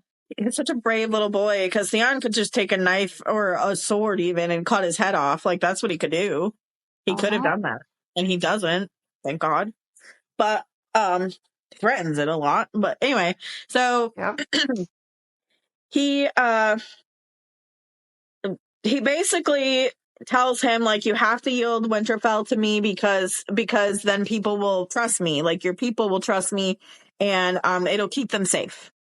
That's why he has to do it. So he basically he does yield. They have them all out in the yard, and he yields Winterfell, and everyone's kind of like, there's people that are crying and there's people that are upset. I don't remember the guy that like sticks up to him, but he's like, because Theon's like, you guys all know who I am, and they're like, well, fuck, we know who you are. You lived here. We raised you. Like, we all raised you. Mm-hmm. And it's really sad, because he like talks to Maester Luwin, and he tells Maester Luwin he wants him to send a raven to his father about his victory. And yeah, you're such a great man. You took over a castle with nothing. Like, there's nobody here but a crippled kid and another little kid and old people. Like, old people, like, kitchen people and the women and the children and little feral Rickon. Oh, you've done so much. Gee. Yeah. And his so he wants Maester Luwin to send a raven to his dad and his sister to send 500 men, because we've taken not only do they take Winterfell, they have to keep it. And he doesn't think he would keep it for very long, even though there's like nobody there. And then Asha comes up to him, and I mean, I get why she does what she does, but Bran's just like, what? She wants to serve Theon and like be whatever. Like, she's like, but you need to give me like a weapon. And he's like, I'm not going to give you a weapon. So that's smart of him there. Mm-hmm. And then she goes up to Bran, and Bran's like, why? And she goes, it's your dream. The ocean has come to swallow this place. Yeah, that's so damn eerie. Because it's not the actual ocean, it's the people from the ocean. I mean, he was right. Ooh. He was right. It's just creepier this way. It makes it more sad. And then they got the Ironborn, his men that are with him. They brought in Sir Roderick. It's sad. He's got him locked up, and Roderick's obviously pissed because Theon is part of his men. He raised him, like this whole castle raised him, and Theon's just like, well, I'm a true Ironborn, like my father is king, I'm gonna do this, like I own Winterfell, basically. That's basically, he's just full of himself this entire part. And he like tells Roderick that my brothers died fighting for, Lord Stark, because he says that Lord Stark wasn't really my dad, which is wrong, because Eddard Stark in the show, I believe in the books too, but we don't really get to see it. But Eddard Stark in the show was a dad. He was a true dad. He really cared about him. He treated him well. I mean, Theon does eventually realize that later. It takes a while, but it's like, but Roderick's just like, hey, if Ned was here, he would be to see you like this. And he's like, well, he's dead. And I'm like, really? That's And harsh. yes, and he says my brothers died fighting his men, and his brothers didn't. His older brother died from a Mallister, and that wasn't part of Stark's men. And then his other brother died from a building collapsed. So his brothers didn't die from fighting Lord Stark at all. So I don't know why he says that. I don't know either. I really don't. I mean, you're just watching the damn downfall of Theon. It's really sad. And then Roderick's like, yeah, well, this is the war that they died in was a war that your father started, which is true because his dad was an idiot for doing that. And then Dagmar tells Theon like, hey, Roderick is because he spits in his face. Mm-hmm. And he wants to lock him up, and Dagmar's like, no, if you want respect from people, you're gonna have to kill him. And I'm like, for spitting in his face? It's not like he took a dagger to his neck or something. It's not like he cut him. He spit in his face. So you're gonna but Theon tries to say, no, we should just lock him up. No. If you want respect from your men and from these people at Winterfell, you're gonna have to kill him. And there's Theon. Like, he's got one person saying one thing, one person saying another, and the desire to be approved by the Ironborn wins out. Well, yeah. I mean, even Lewin's like, hey, the Starks will pay for him. Don't do it. He's worth more alive than dead, which is very true. It is. It was a shit decision for a bunch of different reasons. A bunch. But he does end up killing him. But before Roderick dies, he tells Bran, because Bran is crying. Bran and Rickon are both crying, and he says, "I'm off to see your father." That was so rough. And Theon can't even give him a clean death. Oh, it was shit. It was the shittiest. I'm like, because the man who said, I like Sir Roderick, because Sir Roderick's like, man who calls the sentence should actually do the sentence, and so I like that, but like I don't like how he killed him. No, like, and the Ironborn are watching Theon, and Theon has to like hack his head like 4 times to get it off, and they're just like, yeah, like he can't even cut a dude's head off. So it's not like that got him any respect anyway. Winter is coming. Next, we go north of the wall, and we get to see Ghost, which is great. And there's a little bit of talk about Ghost. I find it a little fascinating, because Corin is looking at Ghost, and he said, "There goes your pet," and Jon says he's not a pet. And Corin is like, "No, you're right. He's not. You can't tame a wild thing. You can't trust a wild thing." And Jon is defensive, as he should be, and says Ghost is different. And Corin says, "So you think. Wild creatures have their own rules, their own reasons, and you'll never know them." And I thought that quote was kind of fascinating. I guess it's because Corin spent so much time beyond the wall, and he's seen, all kinds of wild creatures and stuff, but I don't know why. For some reason, that quote just kind of stuck, and I put a little star by it. And I do agree with it. Wild creatures do have their own rules and their own reasons, but the part that's you'll never know them, oh, yes, he will. He'll know. Because he and Ghost, I mean, they'll be the same. So yeah, he'll know them, but like I also felt like it was kind of like trying to say, like foreshadowing, like, hey, you're gonna be meeting somebody soon, and you'll never know her, kind of thing, Yep, exactly. And that was my next note. Like, you'll never know them, and it's about Ygritte too. Same thing. So it's like comparing Ghost and Ygritte as like just these wild things that you'll never be able to tame. And that's the thing with Jon, though. Jon doesn't want to tame Ghost or Ygritte. No. That makes him different. Exactly. Again, we always talk about these parallels, Andrea. Like, Daenerys isn't going over there and trying to make Astapor, Yunkai, or Marine little Westeros or, East Westeros. No, she's not. Jon's not trying to tame wild things. They're doing the same stuff. Yeah. And we say it all the time, and there's all kinds of parallels, and I feel like this is another one, and I love it. I actually do. Yeah, that's why when they actually get together, it's like, why is it so flat? Like, that doesn't make sense. And they're both beautiful. Like, they can. I saw your damn post on Threads. Your post on Threads about, like, what was it, like 2 characters that were supposed to have chemistry and just didn't, and you put them, and I was like, gosh, she's right. Yeah, they should have had the chemistry. Like, him and Sansa had more chemistry. Hell, him and Tyrion had better chemistry. And you're not lying at all. Or a Tormund. I mean, people made there's freaking. Well, I mean, him and Tormund will always be a thing, I think. But I mean, show books, it is what it is. It is what it is. So basically, after that, Jon kind of says like he's prepared to die for the Watch, and Corrin's like, no, that's not what I want. I want you to go down kicking and screaming and fighting until the end. And he's trying to teach him to stop being so damn noble and wanting to die for something, because nobody south of the Wall is going to give a shit if you die for them. It's a good lesson, a very good one, and it's true. It is true.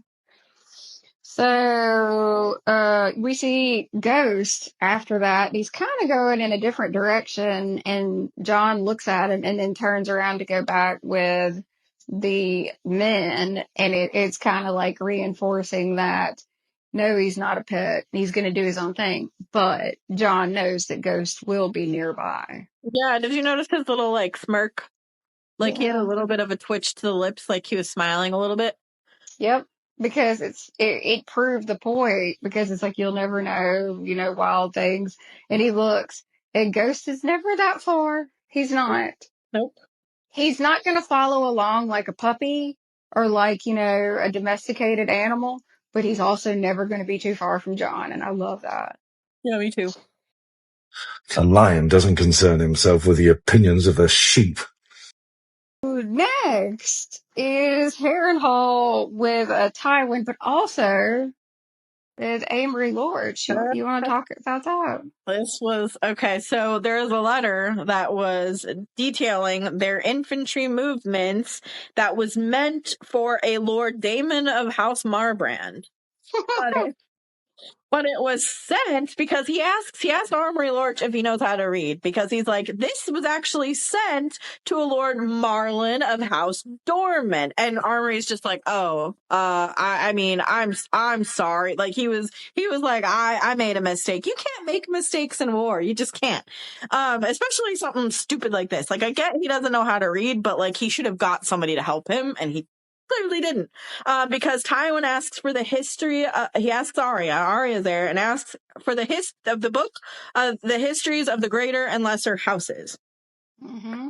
And he tells her where it is, and she already gets it. And he's like, "Oh, look, a cupbearer can read better than you." It's pretty damn funny. He is. And he goes, "To whom does House Dorman owe allegiance?" And Armory's just like, I don't know. To the Starks of Winterfell, who have 200,000 men and his son. Way to go, dude. Not only did you screw up, but you're trying to send our damn battle plans to the enemy.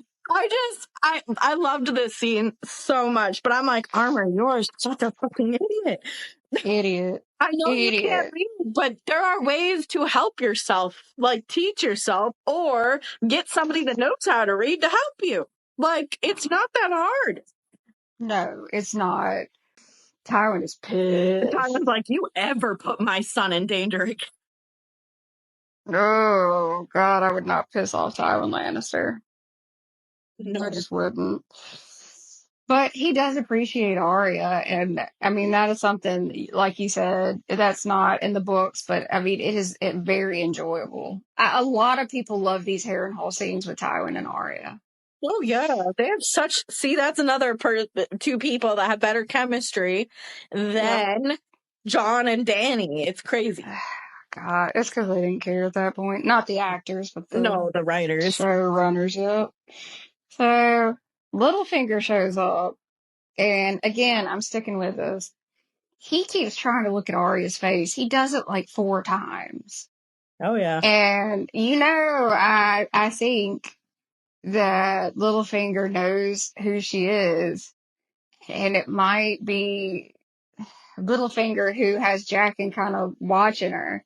It's just very odd the amount of times that Littlefinger tries to look at Arya's face, and she keeps trying to like hide it. And the whole time, he's basically just talking to Tywin about, hey, the Tyrells, they've got a lot of stuff. Don't you want to, he's basically brokering a marriage. It's like in the very beginning. And Tywin's like, oh, well, they're traitors. And Littlefinger is doing his usual, traders with a bunch of money. So, Oh, go ahead. well, I was just going to say, so it's Littlefinger doing what he does best, manipulation. I like how they make fun of Renly a little bit in the beginning because he's like, I just came from, Renly's camp, and Tywin's like, oh, the late King Renly, rather a short reign, murdered by a woman, so people are saying, and that's when Littlefinger's like, well, actually, there's dark forces at play. Yeah, and Tywin's not going to believe in any of that. And he's like, yeah, when things aren't going people's way, yeah, it's dark forces. It's so Tywin. It's I don't know, perfect, but I just like actually. that they make fun of his death. It's like, oh, Oh, that's so yeah. sad. The late King Renly. But Yep. a short reign, yeah, it was like, I don't even know how many months, not even. Oh, hell, it wasn't that long, because at one Yeah. point they said they'd been married for 2 weeks, so. Oh, yeah. So not very long at all. Well, the most interesting thing to me, though, is at the very end, he tells Tywin that he met with Kat, and Tywin's like, why? And he says, and he's talking about Robb. He had an interesting proposal for her concerning her daughters. He emphasizes daughters, and I wonder if that's on purpose. Like, he actually is like, and her daughters. I'm Yeah, like, he knew that was Arya. mm, he knew that was Arya. He knew. Also, he says that the Tywin says that the Tyrells need to be punished, and Littlefinger says, yeah, after they'll be punished, but we'll do it after Stannis and Robb Stark are defeated. And I'm like, what would they have punished them for? Like, how would they have punished them? Is my question. Shit. Hell if I know, but Because it they never need happened. them. Nah. Yeah. Mm-mm. They're too valuable, and they didn't join Stannis, so you have to take that in mind. Yeah. So, yeah. They're the ones with the money and the grain. They're fertile, so. Because after Joffrey and Marjorie get married, nothing. I mean, obviously Joffrey dies, so they're focused on that. And then when she marries Tommen, there's still no punishment. So Nope. Because they, stay there and yeah, they provide. I mean, hell, Marjorie even mentions at one point how many basically like cartloads of grain they're providing a day. oh yeah. So, so we love Marjorie. Winter is coming. We are back north of the wall, and I'm sorry. You know what I'm already giggling about. I can't help myself. So, they attack some wildlings, and Jon is about to take care of one and realizes it's a girl.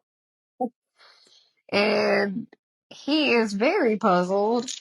And Jon's like a girl, and Corn's like a wildling. And you can tell Jon's trying to think of anything. And he's like, we could question her. And Corn's just basically like, she's not going to tell you anything. I've seen a wildling like bite off his own tongue rather than say something. And he says, what's your name? And she says, Egret. And Corn points out she was actually reaching for an axe.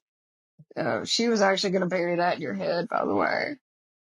And Ygritte's like, I gave you my name. And he's like, I'm Jon Snow.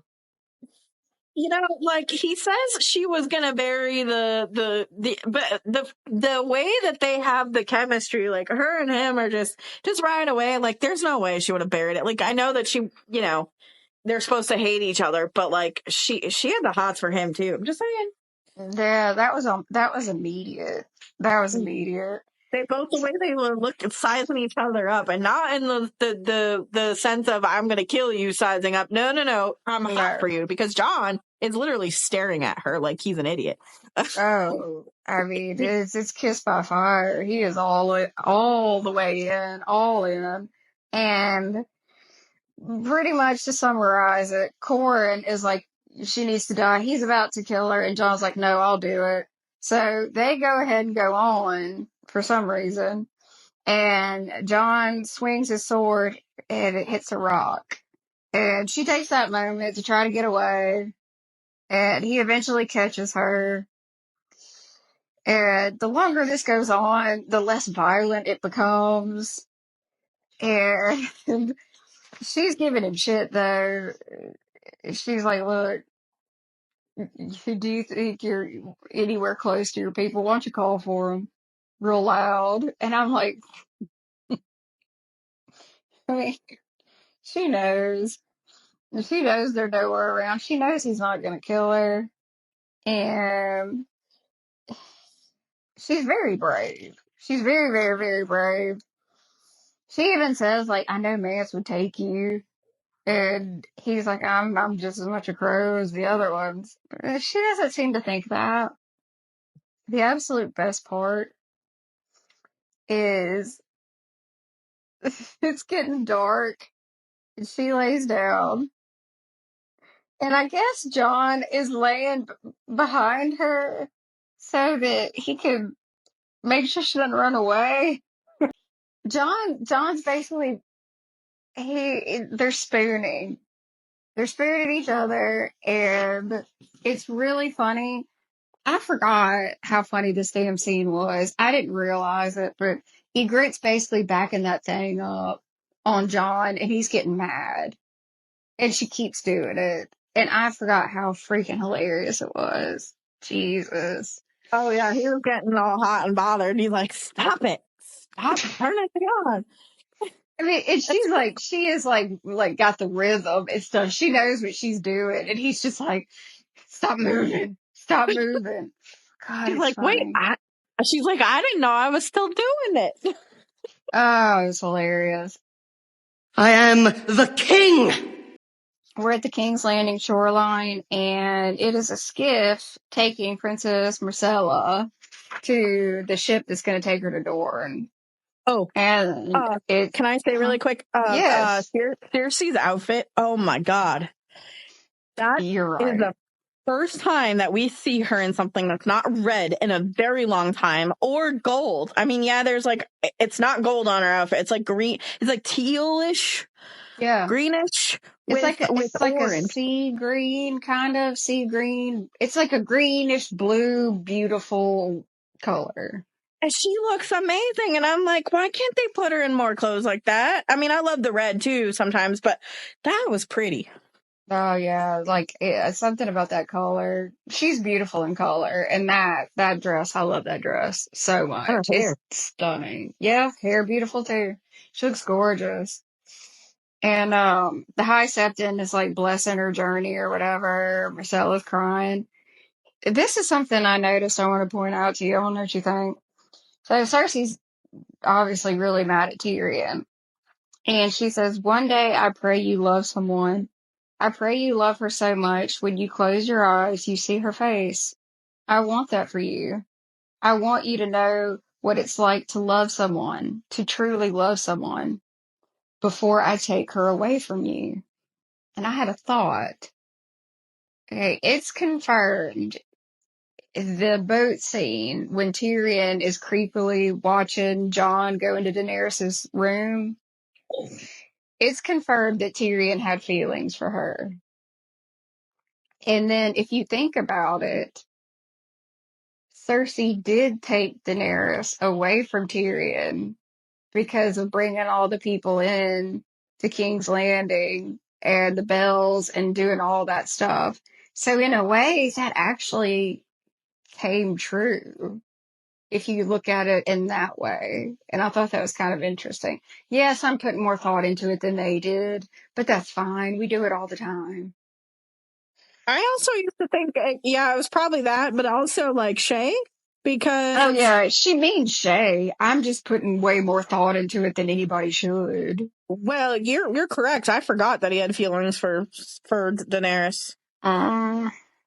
He did, but boy, he tossed him away real quick. Sorry, I had to say that. Everyone who isn't us is an enemy. They leave, and somebody throws a cow patty at Joffrey, and Joffrey is such an entitled little shit that he just starts saying, "Kill them all! Kill them all!" They And were talking we about think, bastard before that. yeah, yeah. And it's like bastard. And I think somebody says freak, I think. And they're already angry. And then Joffrey just screaming that just sets them all off completely. Do you want to talk about the riot? Yeah, they all start attacking, and like they said, they have to protect Joffrey because he's the king, and then they protect Cersei, they move her out, they move Joffrey. But the thing is, I don't understand because nobody is protecting Sansa. She's got two handmaids that are protecting her. They take some random man. I don't know if he was part of the small folk or part of them, but I wonder if that was a Septon because the Septon was walking with them too. Oh, yeah. I I forgot. didn't really get a good look at him, but they killed some random man that was with them, and like they ripped him apart. Yep. They tore him limb from limb. They start going towards, like, they show Sansa off screen, like she's going off screen. For some reason, they're not with, but the Hound is taking Joffrey, the Queen and Joffrey and Tyrion. Tyrion's like looking for Sansa. He's like, "Where's Sansa?" Like he's the only one thinking about her besides the Hound. Yep. Of course, they don't really show the Hound thinking about her, but you see it eventually. Mm-hmm. And at some point, Sansa gets separated from her handmaidens and is being chased by people, like a bunch of people, like I think 3 or 4 guys. Mm-hmm. She runs down an alley and gets attacked by them. They like start ripping her clothes. They hit her. I like that she tries to stick up for herself. She like slaps one of them, and then one of them punches her in the face, and she falls down. And they get very close to assaulting her in that way. Bad. Really bad. Like one's holding an arm, one's holding the other arm, one's holding a leg, one's holding another leg. It's bad. One of them says some pretty horrible thing to her and almost gets inside her. And I just think I think it's disturbing because she is going to marry Joffrey at this point, and there was nobody paying attention to her but Tyrion, and it didn't make any sense because Tyrion is with Joffrey, right? They're like at they're like in some closed spot. I don't know where that is. But they're all in there, and Tyrion's like, "Where's Sansa? Like, somebody needs to tell me where Sansa is." And Joffrey's like, "They can have her." That was awful. I'm like, dude, I get you're pissed because somebody threw a mud pie at you, but your city is hungry and you told them to kill them. Like, that's just wrong. And Tyrion even slaps him in the face, and he's like, "You can't hit me." He tries to get Sir Maren Trant to go get Sansa, go look, and he's like, "I take orders from the king." I'm like, "You are a terrible Kingsguard," because the Kingsguard should be protecting Sansa too. Not only is she supposed to marry Joffrey, but she is important. Yeah, Because, and it's crazy that like Tyrion's the only one that seems to think that. yeah, because they won't get Jaime back if she dies. Yeah, And, and he pretty much tells Joffrey, he was like, "And you owe him a great deal." And I'm like, "You're telling Joffrey that Jaime's his dad." yep, pretty much. I mean, that's what it meant. And I think that pissed Joffrey off more, but oh well. It's the truth. So basically, the Hound comes in and kills all the guys that were trying to assault Sansa. And he takes her to that wherever they're at and tells them that he calls her a little bird, and he's the first person to call her a little bird, I think, or is it Cersei? No, Cersei actually calls her little dove, so you are correct. He calls her little bird. Yes, little bird, and he says that she's injured and that she needs to be taken back to her cage. And it's very sweet. And I like that Tyrion thanks him, and he's like, I didn't do it for you.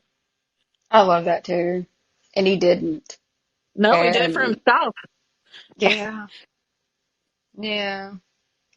You know, it's a damn shame that since we get all this, we don't really get anything later when she's safe. Like, I don't know. I feel like that's a ball that was dropped. Like, I know there's a lot going on and there's a lot of people that probably wouldn't have thought of it, but I think he would have been happy to see her safe. I think he would have. Yeah, like just seeing her. I mean, hell, it would have been nice if he could have seen her queen, but it is what it is. It'll be different in the book that I'm sure might be published tomorrow, I'm sure. Zadrizes buzdaris daur. We are with Daenerys and Zaro, and they are waiting for the Spice King. And Daenerys is like, he shouldn't make me wait. And Zara's like, the Spice King is the second wealthiest man in Karth, and he makes everyone wait. And this is kind of heartbreaking. He says, of course, you could have avoided this embarrassment if you married the wealthiest man in Karth. And Daenerys says, I already have a husband. And Zara says, Khal Drogo is gone, Khaleesi. You are far too young to... Ugh. All right, Amanda.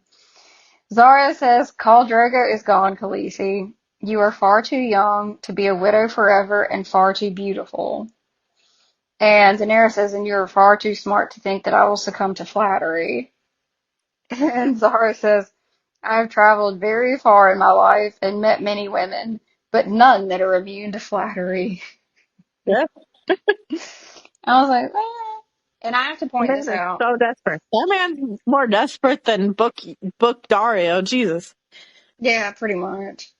I have to point this out. There is a costume change with Daenerys. She is no longer wearing the dress that she got from Zara. What she is actually wearing is a blue Carthene men's top. Even though it looks very feminine on her, that is actually a men's top, and she is wearing a Dothraki skirt, pants, and boots. So she is no longer embracing Karth, and she wants to look strong and serious. So she has changed her outfit to show that. She shows that she's Dothraki. She puts a little Karth in there because she is trying to get ships from them, but I think the costume change is really cool for that reason. Me and Andrea really don't like the Spice King. So he comes down and he says he's late because he had bad dreams and some BS. And he's like, look what a beauty you are now the red waste has been washed off you. The silver hair of a true Targaryen. Yeah, and then he has a back and forth with Zara that we're like, oh yeah, okay, fine. And here he starts with being really condescending. He's like, oh, she has a talent for drama, this one. So, my little princess, what is it that you want? And she's all right at the moment, but she's like my birthright, the seven kingdoms of Westeros. And what he does is he goes back and forth with her about, okay, so you want to retake the throne? Did you ever sit there? And she's like, no, my father sat there before he was murdered. And he's like, well, do you have people there that are going to support you?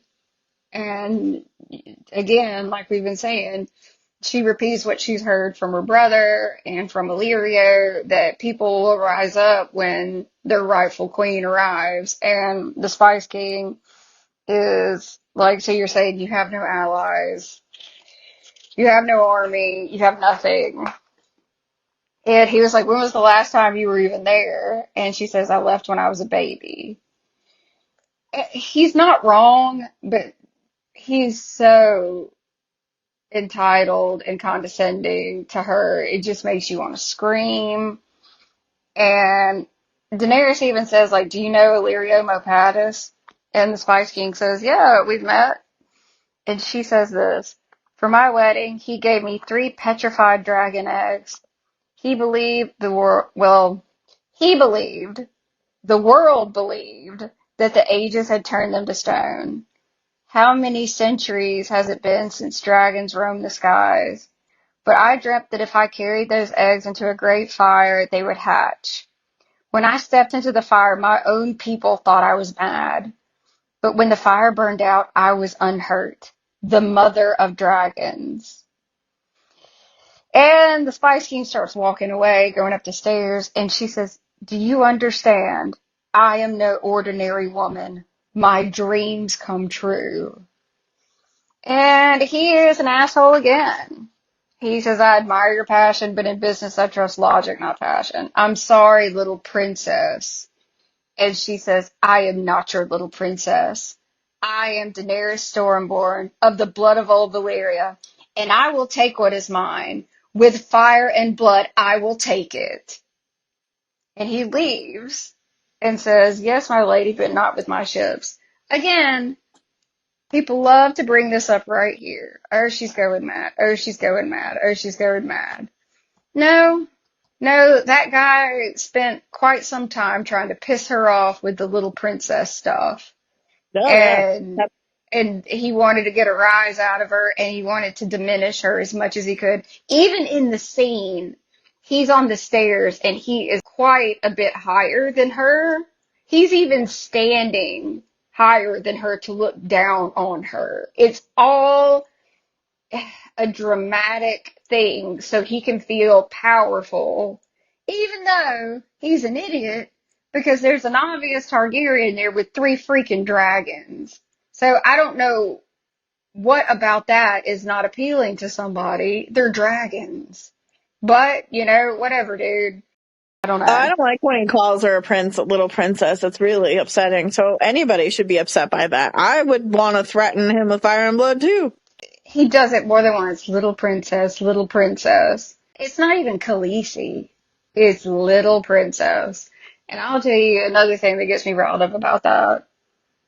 Emilia Clarke is 5'2", and so am I. Andrea is only 1 inch taller than me. Don't call me little princess like that. Don't do that. Don't piss off short people. If you're being nice, fine. But don't stand on some stairs and look down on me and call me little princess. You're not going to like what you hear, and you're damn sure not going to like what Andrea says. Just saying. A lion doesn't concern himself with the opinions of a sheep. Next, we're back at Harrenhal, and basically, the biggest thing you get from this is that Tywin kind of opens up to Arya a bit, and she uses that to her advantage because she sees a scroll that has something on it about Robb, and she steals it by distracting Tywin about asking him about his father. So he's still mad about his dad. So she runs with she's supposed to get like logs, and then Armory Lord stops her in the walkway because he wants to know what she's got. He's very interested in her, and she's got a letter, and he's like, well, what is it? He can't read it, but she says, oh, I'm going to the armory. And he's like, why? Because Tywin Lannister is sending me there. Lord Tywin is. And he's like, well, give me that letter. And he sees it and he can't read it. And she runs because he wants to go talk to Tywin about this. It's like, let's go see what this really says. And she runs and he chases her through everything. And eventually she hides from him. but she sees him going to where Tywin is, like, cause he's gonna go up there and go talk to Tywin. So she goes and finds Jaqen, and she's like, hey, Armory Lord, you have to kill him. And Jaqen's like, okay, a man will do this kind of thing, but she wants him to do it right now. And he's like, you can't tell a man what to do when we do it. We'll do it on our own time. And she's like, no, it has to be now because Tywin's going to find out and something bad's going to happen. So he's like, okay. So Armory Lorch does. I don't know how he gets up there so fast, but Armory Lorch gets up there and knocks on the door, and Tywin opens it, and he's dead. Yeah. Just he has blood. like a little thing in his neck. Yep.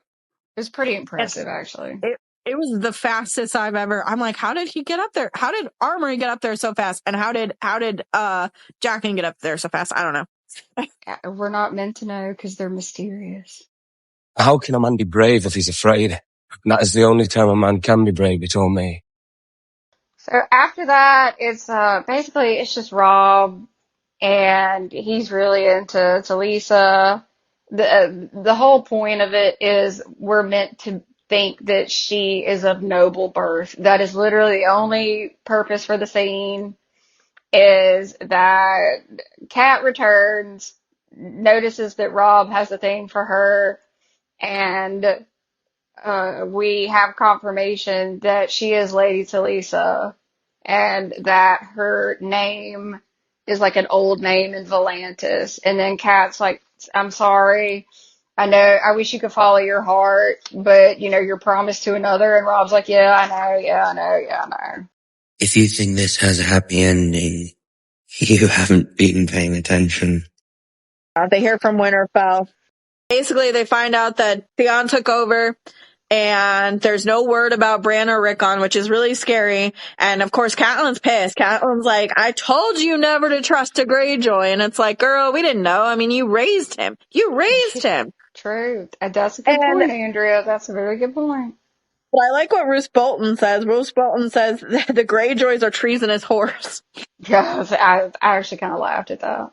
They are, but the fact that he said that with his whole chest. But basically from this scene, Robb is pissed. Robb's like, I want to go up to Winterfell. I need to. But you're in the middle of a war. You can't just track back. And then I get where he's coming from, though, because he's like, I'm a king. If I can't even take care of my own castle, how can I be king? True. It's you very are true. king. You are king, sir. So Roose is like, hey, let me send word to my bastard at the Dreadfort. He will gladly give you Theon's head. He will go to Winterfell and take it back for you. And his bastard is Ramsay Snow, which we won't see yet, but he's interesting. Oh yeah, that's the understatement of the year. But as soon as you hear him say "my bastard," you're like, "Oh shit, here we go." Here we go. And then, but what I do like to say, what I do want to say really quickly that Robb doesn't want Theon dead, even though he said he should be dead, because Catelyn's like, I'll go talk to him. No more words. He's gonna die for this. But then he changes his mind and says, bring Theon to me alive. He wants to ask him why before he kills him. Yeah. Well, he never gets that chance, unfortunately, but yeah. No, it's heartbreaking though. It really is. Because that was his brother. I mean, he thought of him as a brother. Yeah, he did. And Robb looked so hurt. Winter is coming. After that, we have Asha. Asha is talking to Theon, and she's manipulating the hell out of him. She's basically using her womanly wiles. Smart. Very. She's using what she got to get what she wants. And she kind of shows her stuff, and Theon's like, oh, okay.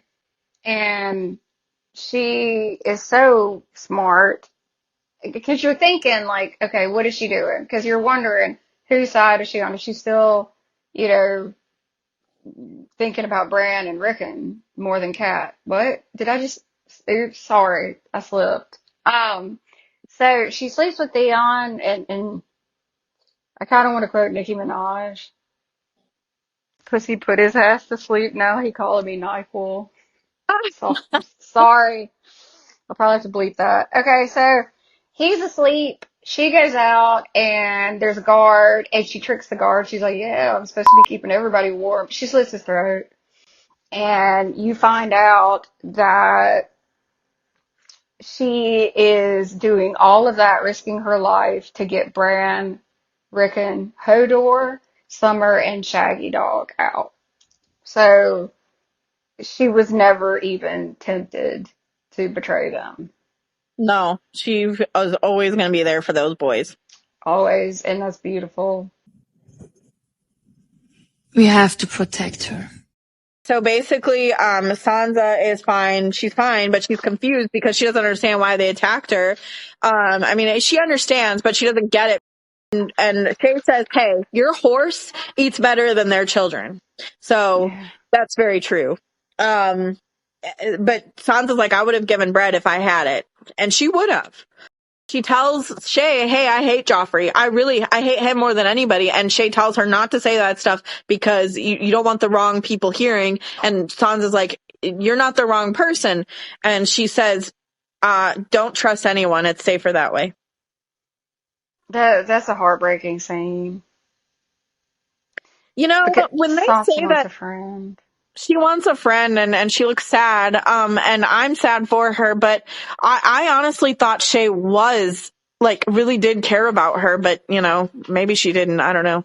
She does care about her, but Shay is trying to explain, I care about you, but if it gets down to the line, I'm always going to do self-preservation. That's what that means. And she does end up picking herself over everything, so, you Yep. know, and that's what I hate. I know, but when Shay's staring off into space and she tells her not to trust anyone, Shay is sitting there thinking, yeah, I care for you. I do. But if it comes between my survival and yours, I'm going to pick my own. And she's trying to warn her about it. So Yeah. that's some kind of scene right there to me. And, you know, Sansa never talks about it, but I think she learned from her, too. Oh, goodness, yes. Oh, yes. I mean, if Shay's saying stuff like that, yeah. I mean, and they have moments like that, at least one other one. So, yeah, she learns, definitely. Yeah. And Shay knows that she needs to learn. I will answer injustice with justice. Here's something I want to know your opinion on. So, we go back to Cars, and Daenerys is irritated, and she's like, the Spice King refuses me because I'm a bad investment. The Silk King won't support me because of his business with the Lannisters. Why offend his best customer? So, so the Lannisters buy more silk than anyone else. I don't know why, but I found that funny. And Joffrey, I mean, look at the way he dresses. I mean, yeah. I know. I'm thinking, I'm like, how much silk is Joffrey ordering? But I mean, slay, king, slay. Then again, Zara says, when I came to this city, I had nothing, truly Yeah. nothing. I slept by the docks. Sir, we know. We know you came from nothing. You're still nothing, but, you know, it's fine. But did you know he slept by the docks? I had no idea. That's brand new information. I'm clipping that. Jesus. I'm clipping It's that. like, I don't want it. I never wanted it. Oh, really, John? I didn't know you wanted. I didn't know you didn't want your birthright. I didn't know. I didn't know you didn't want what Rhaegar fought for. I guess you never wanted it. Even though Rhaegar Targaryen it is what it is.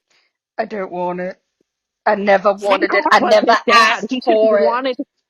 Should have wanted it a Andrea. little. Andrea, I never asked for it. Andrea. His Jesus. dad is Rhaegar. Like, he should have just wanted it a little bit. Just a little bit. Yeah, Andrea, but you're not. Your empathy is running low because when Zarya came to that city, he had nothing. He slept on the dock. I mean, that Wait a poor kid minute. probably wasn't even fed anything. I mean, Wait. Alexa, play Sitting on the Dock of the Bay.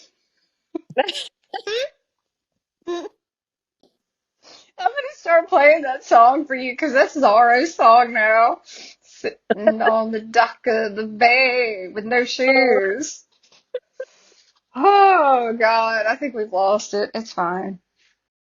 As always, it's Amanda here to say thank you to all of our listeners and to ask that if you like this week's episode, leave us an honest rating. And if you'd like to continue the discussion, please feel free to comment on our post over at our Girls Nerd Out podcast account on Instagram. If you're interested in buying any of our merch to support the podcast and so that we can continue to release weekly episodes, then check it out over at girlsnerdoutpodcast.com. Our podcast logo was designed by Chairman Bilal over on Fiverr. Our podcast merch was put together by me, myself, and I at Southern Mother of Dragons on all social media. If you're interested in my personal merch, check it out at southernmotherofdragons.com. And the designs for that merch were put together by Ryuchi Studios on Etsy after an in-depth back and forth discussion with me to find the perfect merch for me and my loyal supporters. The music played while I tell you about all the ways you can support us and the production of the podcast is Kawaii Girl by Pumpkin Pie. Thanks for listening. Hey, this is Andrea. And this is Amanda. And you just listened to Girls Nerd Out.